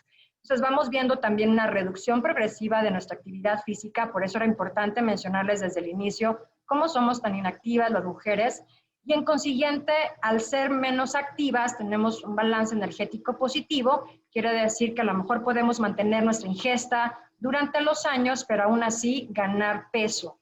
Yo también puede haber una sobreingesta energética y tenemos este balance hacia arriba y podemos tener estos cambios de composición corporal. Ahora, existe una disminución de la actividad del sistema nervioso simpático a través de la edad, lo cual es un factor de riesgo para la ganancia de peso en humanos. Entonces, a las mujeres cuando empezamos a disminuir los estrógenos, esto favorece este depósito graso a nivel abdominal con aumento de grasa visceral. Recordando un punto muy importante, que los estrógenos son reguladores de la lipólisis al estimular a la lipoproteína lipasa. Ahora, si empezamos a ver todos estos ejemplos con el metabolismo y el envejecimiento, pues en la etapa de climaterio y menopausia hay un aumento de peso provocado por alteraciones hormonales. Por eso decía, esto es mucho más complejo de ver en esta parte del balance energético, porque estos cambios de la composición corporal, mayor acumulación de grasa, adiposidad abdominal, disminución de masa magra, pues es lo que empieza a cambiar todos estos flujos de energía. Ahora existe una ralentización del metabolismo que se acompaña de una mayor insensibilidad en la modulación de glucosa y la utilización de energía, y ahí es donde empezamos a ver disminución de la actividad metabólica. Y empezamos entonces a comprender, de acuerdo al escenario que ya nos han mencionado tanto la doctora Marta como la doctora Otilia, sobre esta ganancia de peso ponderal, de las mujeres más susceptibles a desarrollar obesidad o que se agrave esta obesidad, si ya existía previamente. Hay diferentes factores de riesgo, ya he mencionado algunos: escasa actividad física, poca masa muscular, también se ha mencionado hasta el nivel económico, comportamiento alimentario tendiente a que somos más de desinhibición dietética, somos más relajadas muchas veces, o que también puedan vivir solas. Y otras circunstancias en relación con la historia menstrual y reproductiva de las mujeres que favorecen a este sobrepeso y obesidad durante la menopausia. Primer embarazo muy temprano, o que tenemos periodos de lactancia cortos, o también ganancia de peso excesiva durante las gestaciones. Ahora, como ya sabemos, nosotros tenemos una regulación del balance energético a corto y a largo plazo, donde sabemos que esta regulación a largo plazo está definida por esa cantidad de adiposidad o estas reservas energéticas que están reguladas principalmente por estas señales de leptina e insulina y que nos están refiriendo por las diferentes señales hipotalámicas en el sistema nervioso central. Como podemos ver también, este balance energético a corto plazo pues está representado por todas estas señales que tenemos, principalmente de estos péptidos gastrointestinales, que también juegan un papel importante en estas señalizaciones a nivel del núcleo del tracto solitario. Entonces, la regulación del peso corporal es mucho más allá, es una parte de, nos podemos ir así como que hablando como este circuito, al momento que nosotros tenemos mayor grasa corporal, pues tenemos estas señales de adiposidad relacionadas a leptina e insulina, que pues van a activar la vía catabólica para que dejemos de comer y aumentar también nuestro gasto energético. Pero si estas empiezan a disminuir, si estamos, por ejemplo, perdiendo peso o con algunos cambios también corporales, pues se van a activar más las vías anabólicas, voy a buscar comida y mi gasto energético empieza a disminuir, lo cual pues es cuando empezamos a comprender más este balance energético que pues, está incluyendo esta tasa metabólica y también la actividad física. Ahora, todos estos procesos involucrados en la regulación de nuestro peso corporal, ya lo he mencionado, están los procesos homeostáticos, ahorita ya les mencionaba estas señales, tanto la vía que llamamos anabólica como la vía catabólica, algunos procesos ambientales desde el medio ambiente, de comportamiento también, donde el estilo de vida que tenemos las mujeres desde nuestras formas de estar motivadas, cuestiones de estrés, por qué escogemos ciertos alimentos o incluso cómo también nos vemos reflejadas en los sistemas de recompensa llamados también comer por placer o nuestros sistemas hedónicos. Entonces, cuando empezamos a ver todo este balance, pues además de nuestra genética, nuestra plasticidad, cómo la empezamos a desarrollar, pues empezamos a aprender más estos procesos biológicos que se empiezan a incorporar además del ambiental y de nuestro propio comportamiento. Y estos procesos homeostáticos, que es lo que estoy ahorita enfocándome, es sobre estos neuropéptidos orexigénicos, que sabemos que están representados por neuropéptido y el agouti, así como los anorexigénicos representados por propia melanocortina y el sistema CART, y vemos las señales periféricas a corto plazo por esta disponibilidad de nutrientes que comemos todos los días, la expresión de grelina, de GLP-1, de péptido Y, de colecistoquinina, y también esas señales periféricas a largo plazo a través de nuestro equilibrio de energía, representadas por la insulina y la leptina. Es cuando empezamos a ver, bueno, qué pasa a través de la edad, estamos reganando peso, qué está pasando con nuestros cambios hormonales, empieza a disminuir la tasa metabólica en reposo, y qué pasa con todas estas mujeres que nos estamos sometiendo a cada momento, que queremos estar delgadas, que tenemos esta priorización con respecto a la figura, más el ambiente que nos rodea, más las cuestiones de comportamiento. Entonces, bueno, empezamos a ver todos estos conceptos para empezar a entenderlos un poco más. Entonces, estos cambios en la distribución de nuestra grasa corporal, desde el tejido adiposo tenemos que recordar, no sintetiza esteroides sexuales de nuevo, pero el tejido adiposo sí es responsable de esa captación, almacenaje, conversión y secreción de hormonas sexuales, donde el cual también expresa enzimas que metabolizan hormonas sexuales y glucocorticoides, y además posee receptores para estos estrógenos, andrógenos y glucocorticoides.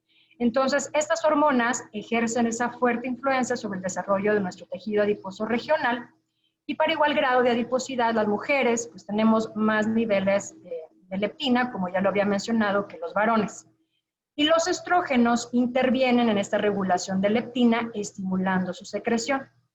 Cuando se ha visto en modelos animales una disminución de los niveles de leptina tras una ovariectomía.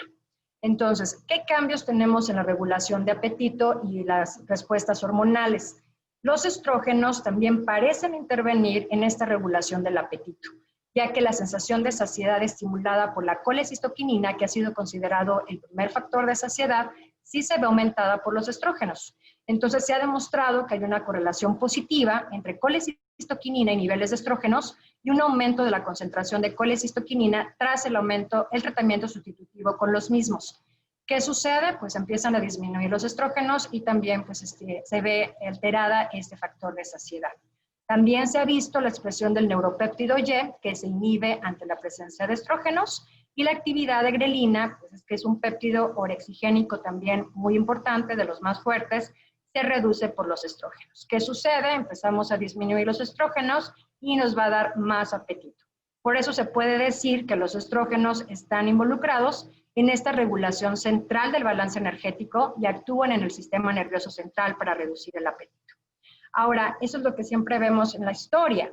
La mujer queremos estar delgada, queremos comer poco, estamos sometiéndonos a dietas todo el tiempo y empezamos a tener este tipo de formas de vida donde estamos en un peso y luego bajamos de peso y luego recuperamos el peso, y realmente tenemos que entender que nuestro cuerpo, nuestro mismo peso corporal tiene una forma de defensa biológica y es el mismo tejido adiposo.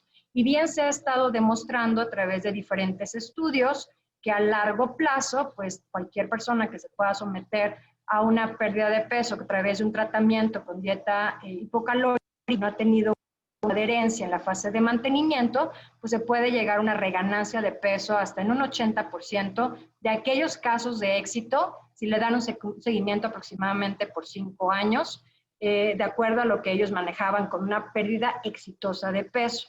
Entonces, aquí debemos de comprender todo lo que sucede además de la edad, todo lo que hacemos con nuestro metabolismo al momento que estamos la mayor parte del tiempo queriendo hacer una restricción calórica por temer aumentar de peso. Y aquí es donde tenemos errores las mujeres, y por eso quería yo tocar este tema, porque incluso se ha demostrado que una pérdida de un 10% de nuestro peso corporal, inducida por cualquier dieta de restricción calórica, va a conducir a una reducción de mi tasa metabólica en reposo hasta un 15% por debajo del que pueden explicar las alteraciones de mi composición corporal. Ya se ha demostrado tanto en personas delgadas como en obesidad. ¿Qué pasa? Tengo hambre todo el tiempo, he disminuido mi tasa metabólica, por ejemplo, mi gasto energético, mi oxidación de grasas, aumenta el cortisol. ¿Y qué pasa? Pues busco comida porque es una forma de defensa biológica y vemos toda la alteración principalmente de los péptidos que ya he mencionado. Entonces, existe esta parte de la ingesta y el gasto de energía que se llegan a equilibrar cuando nos mantenemos estables durante los años, ¿sí? A través del tiempo, durante nuestro proceso de envejecimiento saludable, pero si estamos manteniéndonos hacia arriba y hacia abajo con este peso, sabemos que existe ese aumento de hambre, disminuye nuestro gasto de energía y le echamos la culpa a este metabolismo. Entonces decimos, bueno, ¿qué está pasando? Principalmente todos estos cambios que llevamos una alimentación poco adecuada, ¿sí? En cantidad energética, también en equilibrio, pues nos va a estar promoviendo fácilmente esa recuperación de peso y especialmente porque estamos viviendo hoy en día un entorno obesogénico. Entonces, ¿qué pasa? Necesitamos reducir esta brecha energética que se empieza a estar formando a medida que cambiamos estos pesos, principalmente nuestro peso, y lo que queremos es disminuyendo el hambre, aumentando nuestro gasto de energía después de pérdidas de peso como vital importancia. Lo primero es no perder peso, lo primero es estar manteniendo nuestro peso a lo largo del tiempo. Siempre hemos hablado más de prevención, el tratamiento, bueno, ya lleva más procesos, pero sí entender que ese gasto energético es un punto y el hambre también es un punto que debemos de tratar, donde intervenciones específicas, donde el consumo de proteína debe ser específico, el consumo de fibra, la carga glucémica de los hidratos de carbono también es importante que sea disminuida y la densidad energética. Ahora, de este gasto energético total que nosotros tenemos es que al reducir nuestro peso corporal hay disminución de este gasto energético en reposo y mayor eficacia metabólica. Pero ojo, menor peso no es igual porque empezamos a mover menos masa total durante la actividad física de cuando teníamos el otro peso, a lo mejor antes de haberlo perdido, y esa misma actividad física tendrá menos costo energético. Por eso se recomienda que la persona haga todavía más ejercicio después de un tratamiento de pérdida de peso para que se incremente esa intensidad y o tiempo de ejercicio, porque empieza a haber una situación que a veces no tomamos en cuenta cuando vemos los tratamientos en este proceso de nuestros balances energéticos. Empieza a haber un flujo de energía disminuido y necesitamos observar que esto se da por todos estos cambios que estamos viviendo a través de nuestra vida y en conjunto, bueno, con estas variaciones que pueden existir entre los embarazos, en las dietas que estamos sometiéndonos a cada momento, en cómo llevamos nuestros hábitos y nuestros comportamientos. Entonces, la recuperación del peso perdido es ver todo este proceso que nos incorpora o nos pone como en una alarma de decir, yo tengo que conservar mi masa libre de grasa, o sea, mi masa muscular también, porque es el principal determinante de mi tasa metabólica en reposo. Y esa masa grasa, sabemos cuando se inhibe la ingesta, cuando funciona correctamente la señalización de leptina y de insulina, sabemos que toda esa fuerza de inhibición pues está moderada por esa sensibilidad de ambas hormonas. Entonces, ¿qué va pasando con el paso del tiempo? Comemos más, tenemos más grasa corporal, pero también tenemos mayor resistencia a la insulina y la leptina y tenemos una pobre respuesta para inhibir el apetito y se vuelve como un círculo vicioso y donde tenemos que aprender cómo funciona todo este proceso biológico. Por eso, yo concluiría con algunas estrategias que, bueno, ya han mencionado también las doctoras previamente, donde esa disminución del consumo de alimentos con índice glucémico alto sería un punto clave, ¿sí? Por toda la regulación que tenemos a nivel del postprandio, de nuestras glucosas, de la insulina, que estemos incrementando el consumo de fibra de 20 a 30 gramos por día, un buen aporte de vegetales y frutas, darle también mayor énfasis al consumo de grasas saturadas, principalmente grasas trans, grasas industrializadas, evitar consumo de azúcares refinados, azúcares añadidos a los alimentos, la ingesta de sal también debe ser moderada, tomar suficiente agua natural y algo que también ya había mencionado la doctora Otilia, un patrón de alimentación mediterráneo puede ser de excelente respuesta para todos estos procesos que vivimos con el proceso de envejecimiento. Y un punto también clave del consumo de cantidades adecuadas de omega 3, como una suplementación de EPA y DHA, calcio, vitamina D, como ya ha sido mencionado. Y un punto clave que yo me iría para dejar como mensaje es mantener una composición corporal enfocada a la masa muscular o a la masa libre de grasa. Dejemos al peso corporal solamente como lo más importante, sino ¿por qué no pensamos en ser más fuertes? ¿Por qué no pensamos en cuidar nuestra masa muscular para poder evitar todos estos cambios de nuestro metabolismo y mejorar todavía pues, esa fuerza y ese bienestar que buscamos como mujeres a lo largo de la vida? Por lo tanto, en conjunto hacemos esta indicación de hacer ejercicio crónico, quiere decir todos los días estar buscando ese gasto energético, vamos a apostarle al gasto energético y otras indicaciones que nos pueden brindar por ahí la literatura para estar ganando esa salud o sentirnos mejor, evitar cafeína en grandes dosis, evitar alcohol y no fumar. Y entonces, para terminar, yo les dejaría como mensaje, hay que mantener un balance energético a largo plazo y apuéstenle al gasto energético. Les agradezco nuevamente su atención y les dejo mis redes sociales para cualquier duda.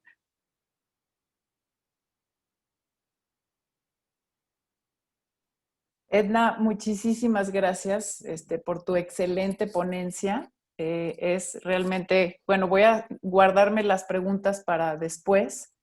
En este momento, ahorita para el panel, primero les voy a presentar a la doctora Bárbara Bismanos Lamotte, quien es coordinadora de investigación, y ella viene en representación del doctor José Francisco Muñoz Valle, quien es el rector de este Centro Universitario de Ciencias de la Salud de la Universidad de Guadalajara. La doctora Bárbara Bismanos, por favor.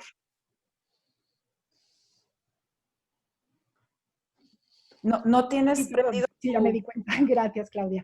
Muy buenas tardes a todos. Una disculpa por incorporarme tardíamente al evento y no poder estar con ustedes desde el momento de la inauguración. Me disculpé previamente con el doctor Vázquez Garibay y también con la doctora Norma Quesada, jefa del departamento. Nuestro rector, el doctor José Francisco Muñoz Valle, me encargó mucho su representación el día de hoy. Me disculpo porque tuve una llamada de Rectoría General y no se pudo dar ese momento. Pero aprovechando la posibilidad de representarlo y ese honor, quisiera felicitar en estos momentos por 4 razones.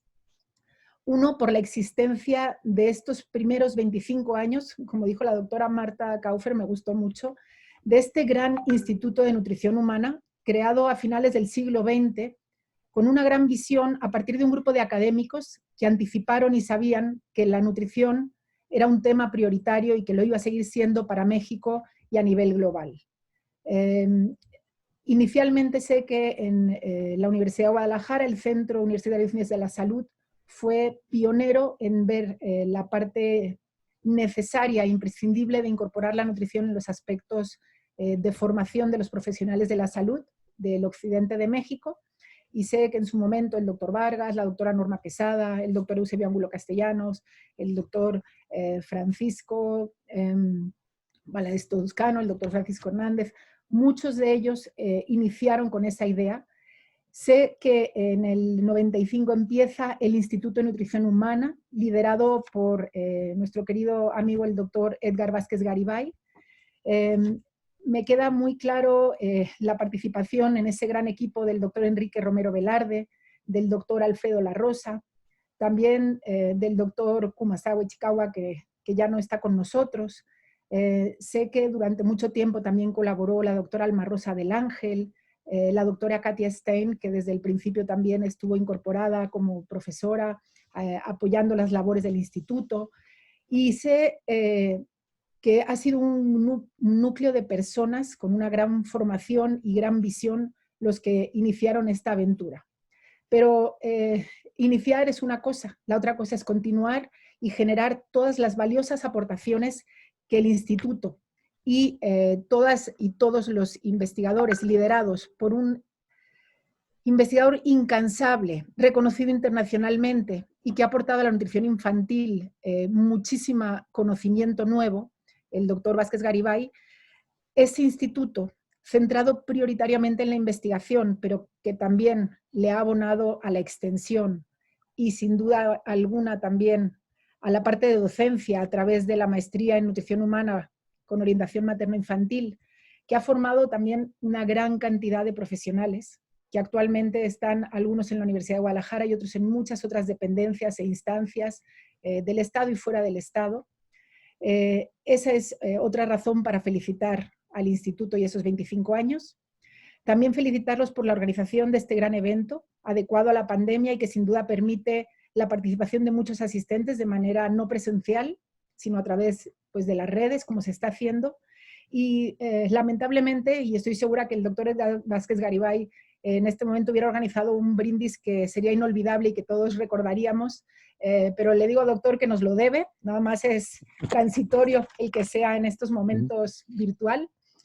Y por último también, y no por ello menos importante, quisiera felicitar también por esta interesantísima sesión que fue conformada, entiendo, y coordinada por mi estimada colega, la doctora Claudia Unot, que conjuntó a un elenco de ponentes, investigadoras valiosísimo. Un honor haber podido escuchar a la doctora Otilia Perichart, a la doctora Marta Kaufer y a la doctora Edna Nava. Estoy segura que los ponentes son de una talla espectacular y los que vienen mañana y en los próximos, bueno, las próximas sesiones van a seguir estando a la altura de las ponentes del día de hoy y de la calidad de todo lo que trabaja y hace el Instituto de Nutrición Humana. Entonces, pues un honor representar a nuestro rector el día de hoy, agradecerles la posibilidad de compartir estas palabras de reconocimiento a una trayectoria de 25 años, que se dice rápido. Empezar, insisto, es fácil, pero mantenerse y aportar todo lo que ha aportado el instituto, creo que eso es lo que tiene que seguir haciendo. Y gracias por permitirme estar con ustedes el día de hoy. Muy buenas noches y éxito para las siguientes sesiones y un abrazo también a las ponentes y a los integrantes del instituto, obviamente, y las integrantes. Muchas gracias, Bárbara. Con todo gusto, doctor. Muchísimas gracias a la doctora Bárbara Bismanos. Ahora le voy a pedir por sus palabras en representación del doctor Francisco Muñoz Valle. Y le voy a pedir ahora, por favor, a las ponentes si pueden prender sus cámaras para poder hacerles unas preguntas que han surgido ahorita. Espero poderlas cubrir casi todas. Bueno,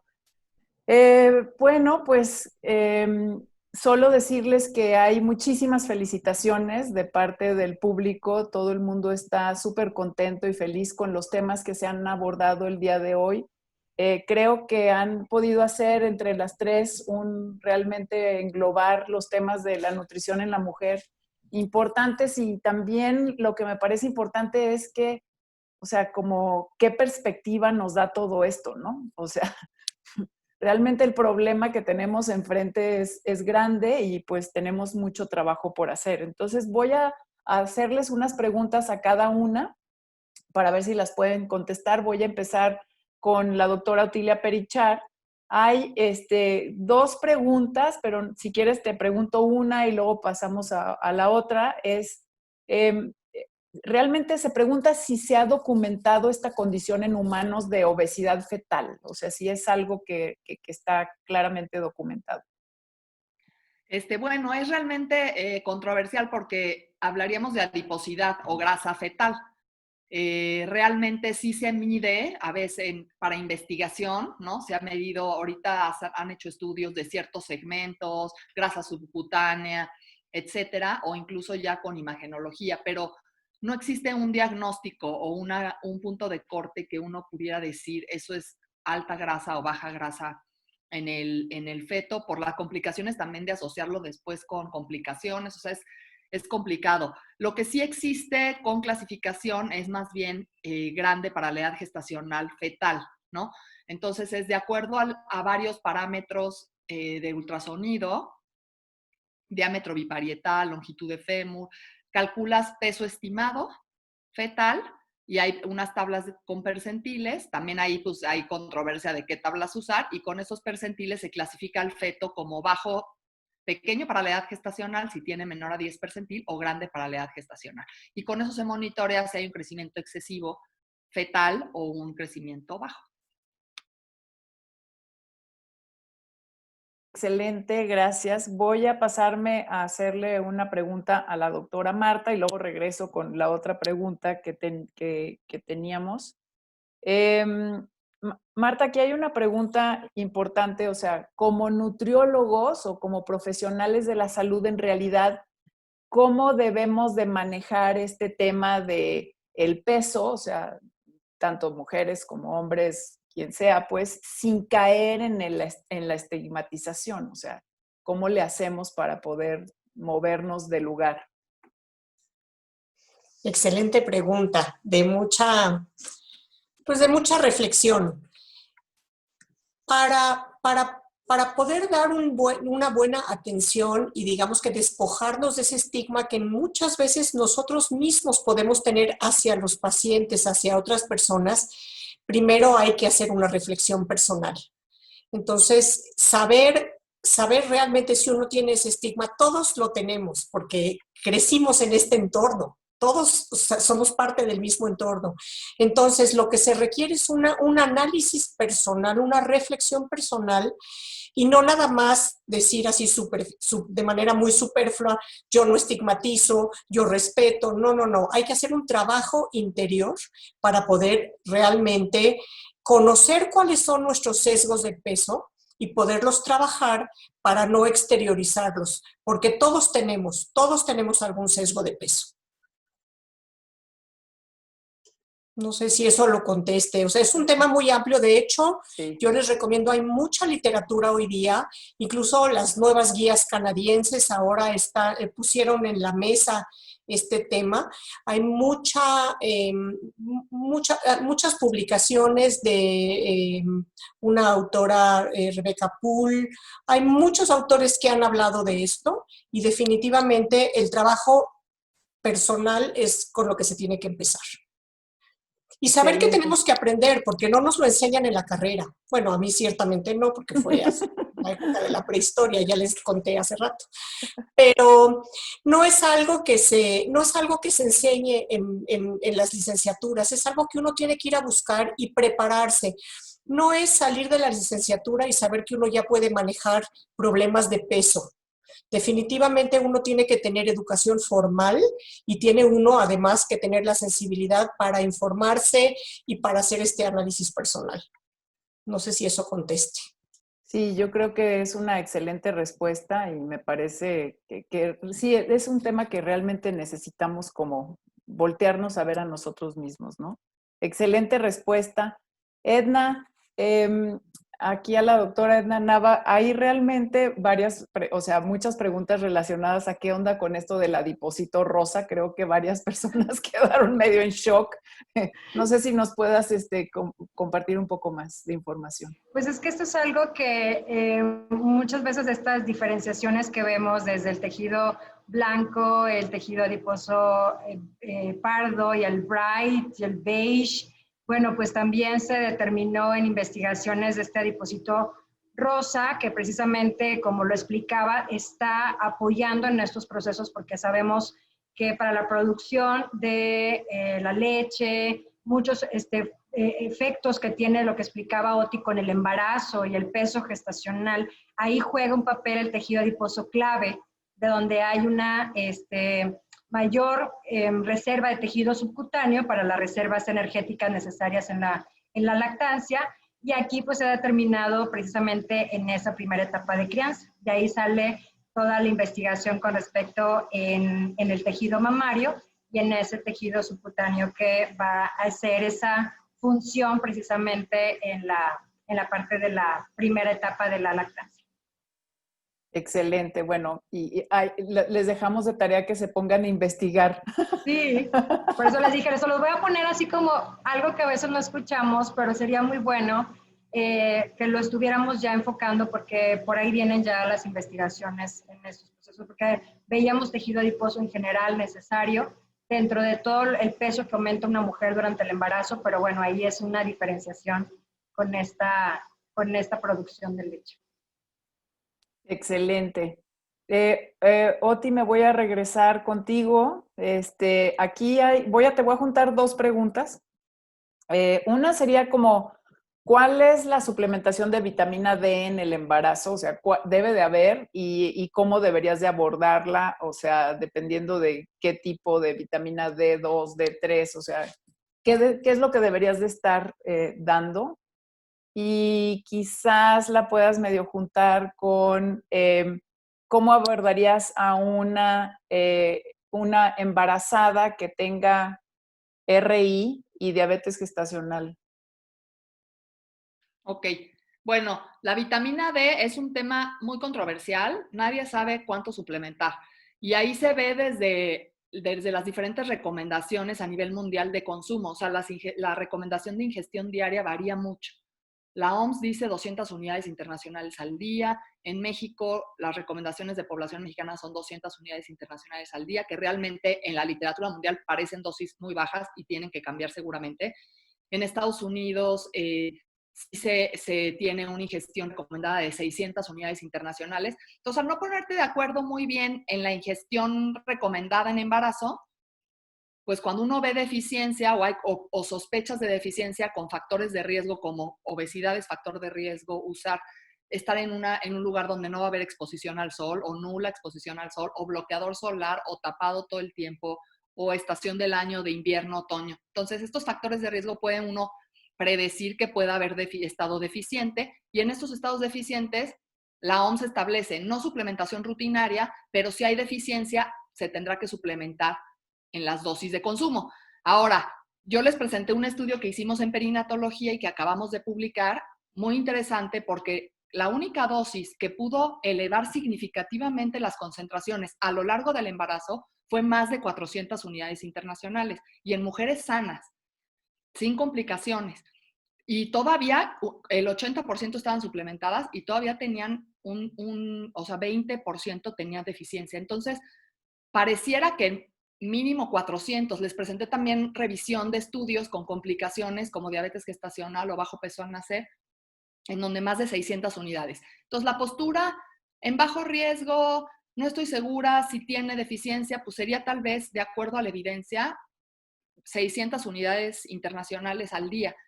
En mujeres con deficiencia, incluso se han hecho estudios que para disminuir la deficiencia puede ser hasta 1000 o 2000. El Colegio Americano de Ginecología y Obstetricia establece que 1000 y 2000 son dosis seguras, pero no dice que hay que suplementar con eso. Nadie dice que hay que suplementar con eso, ¿no? Pero con 200 unidades no se ven modificaciones, ¿no? Entonces, sí creo que está entre 600, 1000 y 2000 en alto riesgo y hay que decir, el límite tolerable máximo es 4000 unidades. Entonces, tal vez también sería importante decir, no pasarse de 4000 unidades y muy importante monitorear el estado de vitamina D para tomar decisiones. Eso sería lo ideal. Y luego, y resistencia a la insulina. Nada más, sí, la resistencia a la insulina y a la diabetes, pero nada más decir que, por ejemplo, ahorita, durante el aislamiento, tampoco sabemos, o sea, realmente qué ha pasado, porque si hemos estado encerrados adentro de nuestras casas, ese sería peor. Si ya teníamos 40% de mujeres en edad reproductiva, bueno, no son puras en edad reproductiva, pero podemos decir que se parecerían de 29, creo que es a 49, ¿no? O 25, creo que puse. Tenemos casi 40% con deficiencia, más otro cacho con insuficiencia. Entonces están entrando al embarazo más de la mitad con malos estados. O sea, sí hay que suplementar vitamina D. Eso sí nadie lo dice así, pero sí, ¿no? En la literatura, si unes la evidencia y las controversias, o sea, sí hay que suplementar vitamina D y ahorita en pandemia, pues monitorear los valores, ¿no?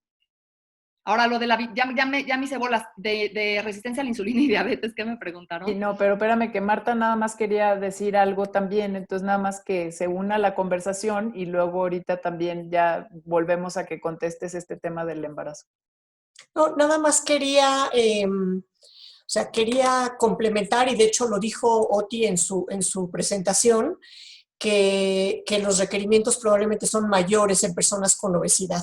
Y además de que la deficiencia de vitamina D es muy prevalente en personas con obesidad. Entonces eso también habría que considerarlo en un entorno donde hay tanta obesidad. Excelente. Entonces, Oti, ahora sí, si quieres, o sea, manejo de resistencia a la insulina y diabetes gestacional en tercer trimestre, o sea, ¿cómo lo abordarías? Pues más bien es de diabetes mellitus gestacional, porque la diabetes mellitus gestacional es no, es que de repente puede haber confusión que pueden ser dos factores, pero la diabetes gestacional al fin y al cabo es la intolerancia a los hidratos de carbono que se presenta por primera vez en embarazo y tiene que ver con que no compensas este aumento de insulina en el embarazo. Entonces realmente, pues más bien es diabetes mellitus gestacional. Y el manejo, pues realmente la primera línea de tratamiento es el estilo de vida, terapia médica de nutricia, individualizada, donde el objetivo es controlar la ganancia de peso, controlar los hidratos de carbono en la alimentación, patrón de alimentación saludable, establecer un esquema de automonitoreo de glicemia capilar, en donde puedas establecer las relaciones entre consumo de carbohidratos y glicemias postprandiales, etcétera. Y monitoreo, ¿no? O sea, con un seguimiento y consejería en todos estos aspectos. Ya si en algún momento la descompensación es muy grave y no hay suficiente cambio o disminución de la glucemia, entonces se tiene que recurrir a tratamiento farmacológico, en donde se utiliza insulina o en algunos casos también metformina. Muy bien, excelente. Entonces, Marta, en este abordaje de el manejo del peso, o sea, tradicional versus señales internas de hambre y saciedad, en realidad, bueno, aparte ya sabes que ese es un tema cercano a mi corazón. Realmente, entonces, ¿cómo estarías abordando un poquito más a detalle, quizás si puedas, este tema o sea, cómo abordarías meterle la parte de las señales de hambre y saciedad al manejo tradicional? Bueno, sí es muy importante no centrarse en el peso y centrarse en los cambios en las conductas, ¿no? Eso definitivamente creo que cualquier nutriólogo bien formado tiene esta concepción de que no es, para la próxima consulta necesito que baje 3 kilos. Eso realmente es absurdo. Desafortunadamente sí hay nutriólogos que lo practican así y es muy frustrante tanto para el nutriólogo como para la mujer, porque finalmente, pues ya Edna nos hablaba de todas estas complejidades para estimar el gasto, el balance energético, y que no es posible hacer una prescripción de una dieta, o sea, dar un tratamiento incluso con más cálculos, o sea, a pesar de que se hagan muchos cálculos y demás, y poder prometer, incluso si la mujer sigue, o el paciente en general, sigue, digamos, las instrucciones al pie de la letra, pues no hay manera de estimar de una manera muy precisa, ni siquiera medianamente precisa, cuál va a ser el resultado. Entonces, el tratamiento debe centrarse en el cambio de la conducta, que obviamente se va a traducir en un cambio en el peso, pero no sabemos qué cambio en el peso y de hecho no podemos tampoco culpar a los pacientes o decir mienten porque la báscula no se movió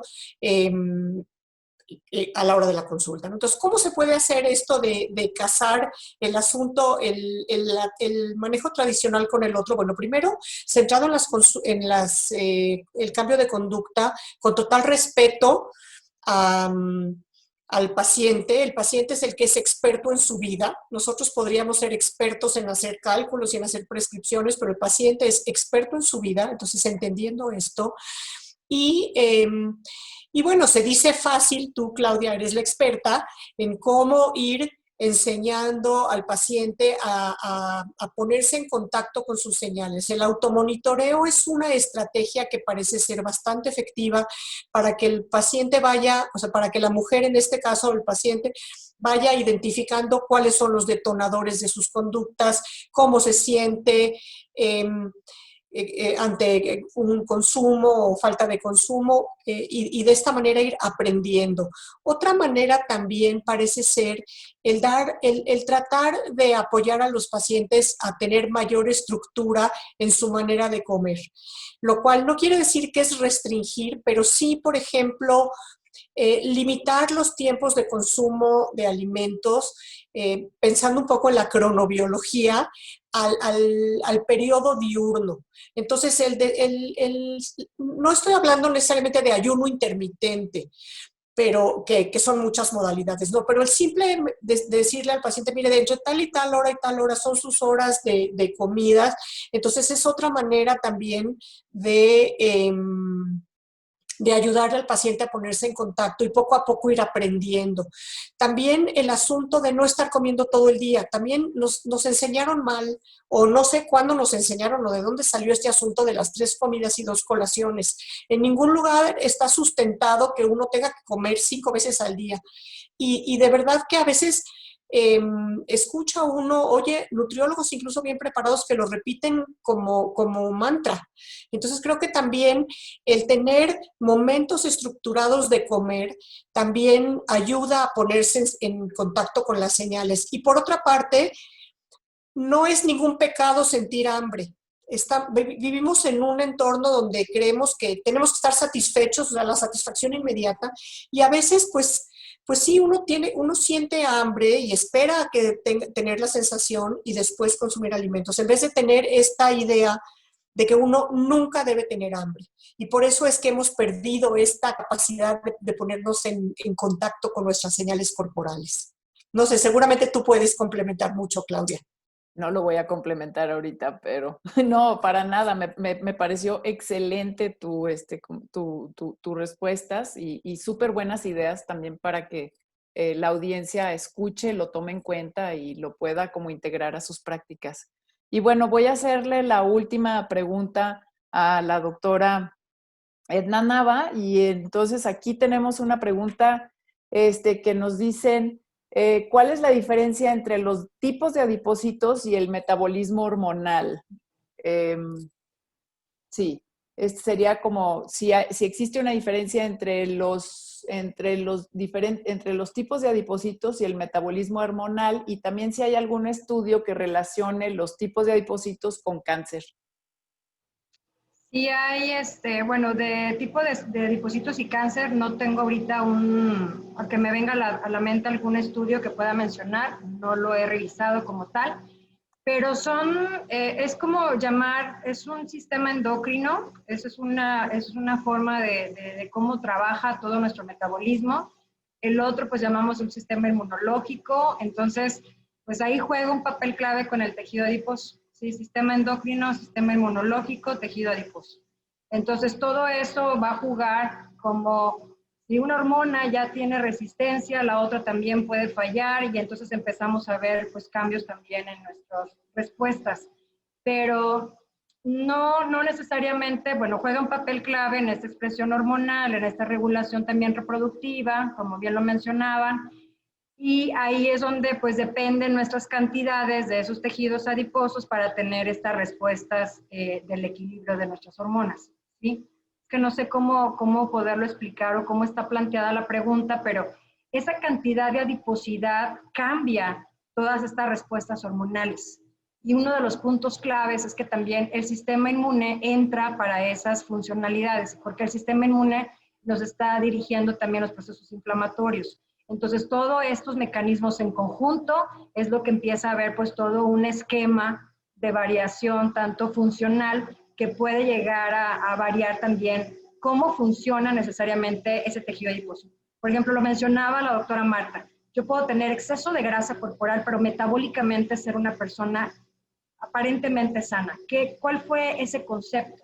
Tiene mucho que ver dónde está distribuido el tejido adiposo, dónde está, por ejemplo, localizado, si es a nivel subcutáneo o es a nivel visceral. Tiene que ver cómo son nuestras respuestas genéticas, tiene que ver la epigenética. Entonces empieza a jugar todos esos conceptos de variación metabólica que lo está delimitando ese tejido adiposo. Le llamamos tejido adiposo disfuncional. El llamado adiposo que ya tiene una enfermedad porque se expandió de una manera que no fue la correcta, no tuvo una angiogénesis correcta, hay hipoxia y mayor inflamación. Entonces, el cambio también endocrino, pues se ve presente. O sea, las hormonas empiezan a ver alteradas, hay resistencia a la insulina, resistencia a la leptina, entonces pues empieza a ser todo un juego más complejo. Por eso no es nada más, déjame pierdo peso, no. pero yo también puedo tener exceso de grasa, pero es funcional, es buena, es metabólicamente adaptable. Pero hay otro tipo de grasa que a lo mejor yo tengo sobrepeso, tengo un IMC de 25 o un IMC de 24, llámese un parámetro generalizado en la población y tengo resistencia a la insulina. Entonces, por ahí van muchos aspectos mucho más alterados que podrían estar ahí funcionando y tienen mucho que ver con nuestra genética. Y los aspectos, como ahorita mencionaban, eran 3 procesos, los homeostáticos, los del comportamiento y lo que tenemos también a nivel ambiente. Entonces juega ahí todo el papel. Son los que tenemos que ver como toda una visión global. Así lo vería yo con respecto a la enfermedad y los tipos de tejido adiposo. Si habláramos, por ejemplo, quisiéramos más tejido adiposo pardo, pues eso es lo que buscamos a nivel de termogénesis y mejores respuestas también con respecto a la regulación del peso corporal. Pero por ahí va la enfermedad, tejido adiposo disfuncional, grasa disfuncional es lo que realmente ahorita es lo que se está comprendiendo un poco más. Excelente, muchísimas gracias. Bien, pues realmente creo que con esto llegamos al final de este webinar, por respeto también a todos, a su tiempo. Muchísimas gracias a todos por haber estado presentes. Quisiera invitar por ahí al doctor Edgar, si quisiera nada más cerrar un poco este momento. Les comento que van a quedar grabadas las presentaciones en la página de Facebook del CUCS y por si quieren también compartirlas, pero también las voy a subir a un canal de YouTube que tenemos del Instituto de Nutrición Humana para que las puedan ver. Y decirles que recuerden que la semana que entra vamos a tener nuestro siguiente webinar en donde el doctor Edgar Vázquez es el responsable para hablarnos recuérdame Edgar porque no lo tengo aquí a la mano así. Vamos a hablar sobre aspectos relacionados con la prevención de sobrepeso, obesidad. Vamos a hablar sobre alimentación responsiva en el lactante y sobre la importancia de la alimentación temprana como una idea de promoción de un peso saludable y de una prevención de enfermedades crónicas a largo plazo en el adulto. Perfecto. Y bueno, realmente me gustaría muchísimo, agradecerles su participación a nuestras 3 ponentes, a la doctora Otilia Perichar, a la doctora Marta Kaufer y a la doctora Edna Nava. Fue un placer y un honor tenerlas aquí con nosotros. El público está muy, muy contento y agradecido por tan buenas ponencias. Y muchísimas gracias a todos en el CUCS también por todo su apoyo para poder realizar estos webinars. Nos despedimos de ustedes y nos vemos la próxima semana. Aquí los esperamos. Gracias por la invitación. Muchas gracias a todas. Fue un deleite escucharlas, escuchar este grupo de excelentes nutriólogas que están liderando la nutriología del país en sus diferentes terrenos, así que espero que contemos con ustedes con más frecuencia para escucharlas y deleitarnos con sus presentaciones. Desde la filosófica Marta Kaufer, que ya me recuerda a una filosofía de la nutrición, ¿verdad? A aspectos más activos metabólicamente, como la presentación de Edna, ¿verdad? Y bueno, a Otilia, como siempre, muy docta y muy, ¿qué diré? Enciclopédica en toda la información que nos presenta. Entonces, muchas gracias a todas por su presencia. Mucho gusto saludarla. Gracias a ustedes, felicidades. Muchas gracias. Muchas gracias también a Claudia por su excelente moderación. Excelente, igual. Muy bien. Felicidades.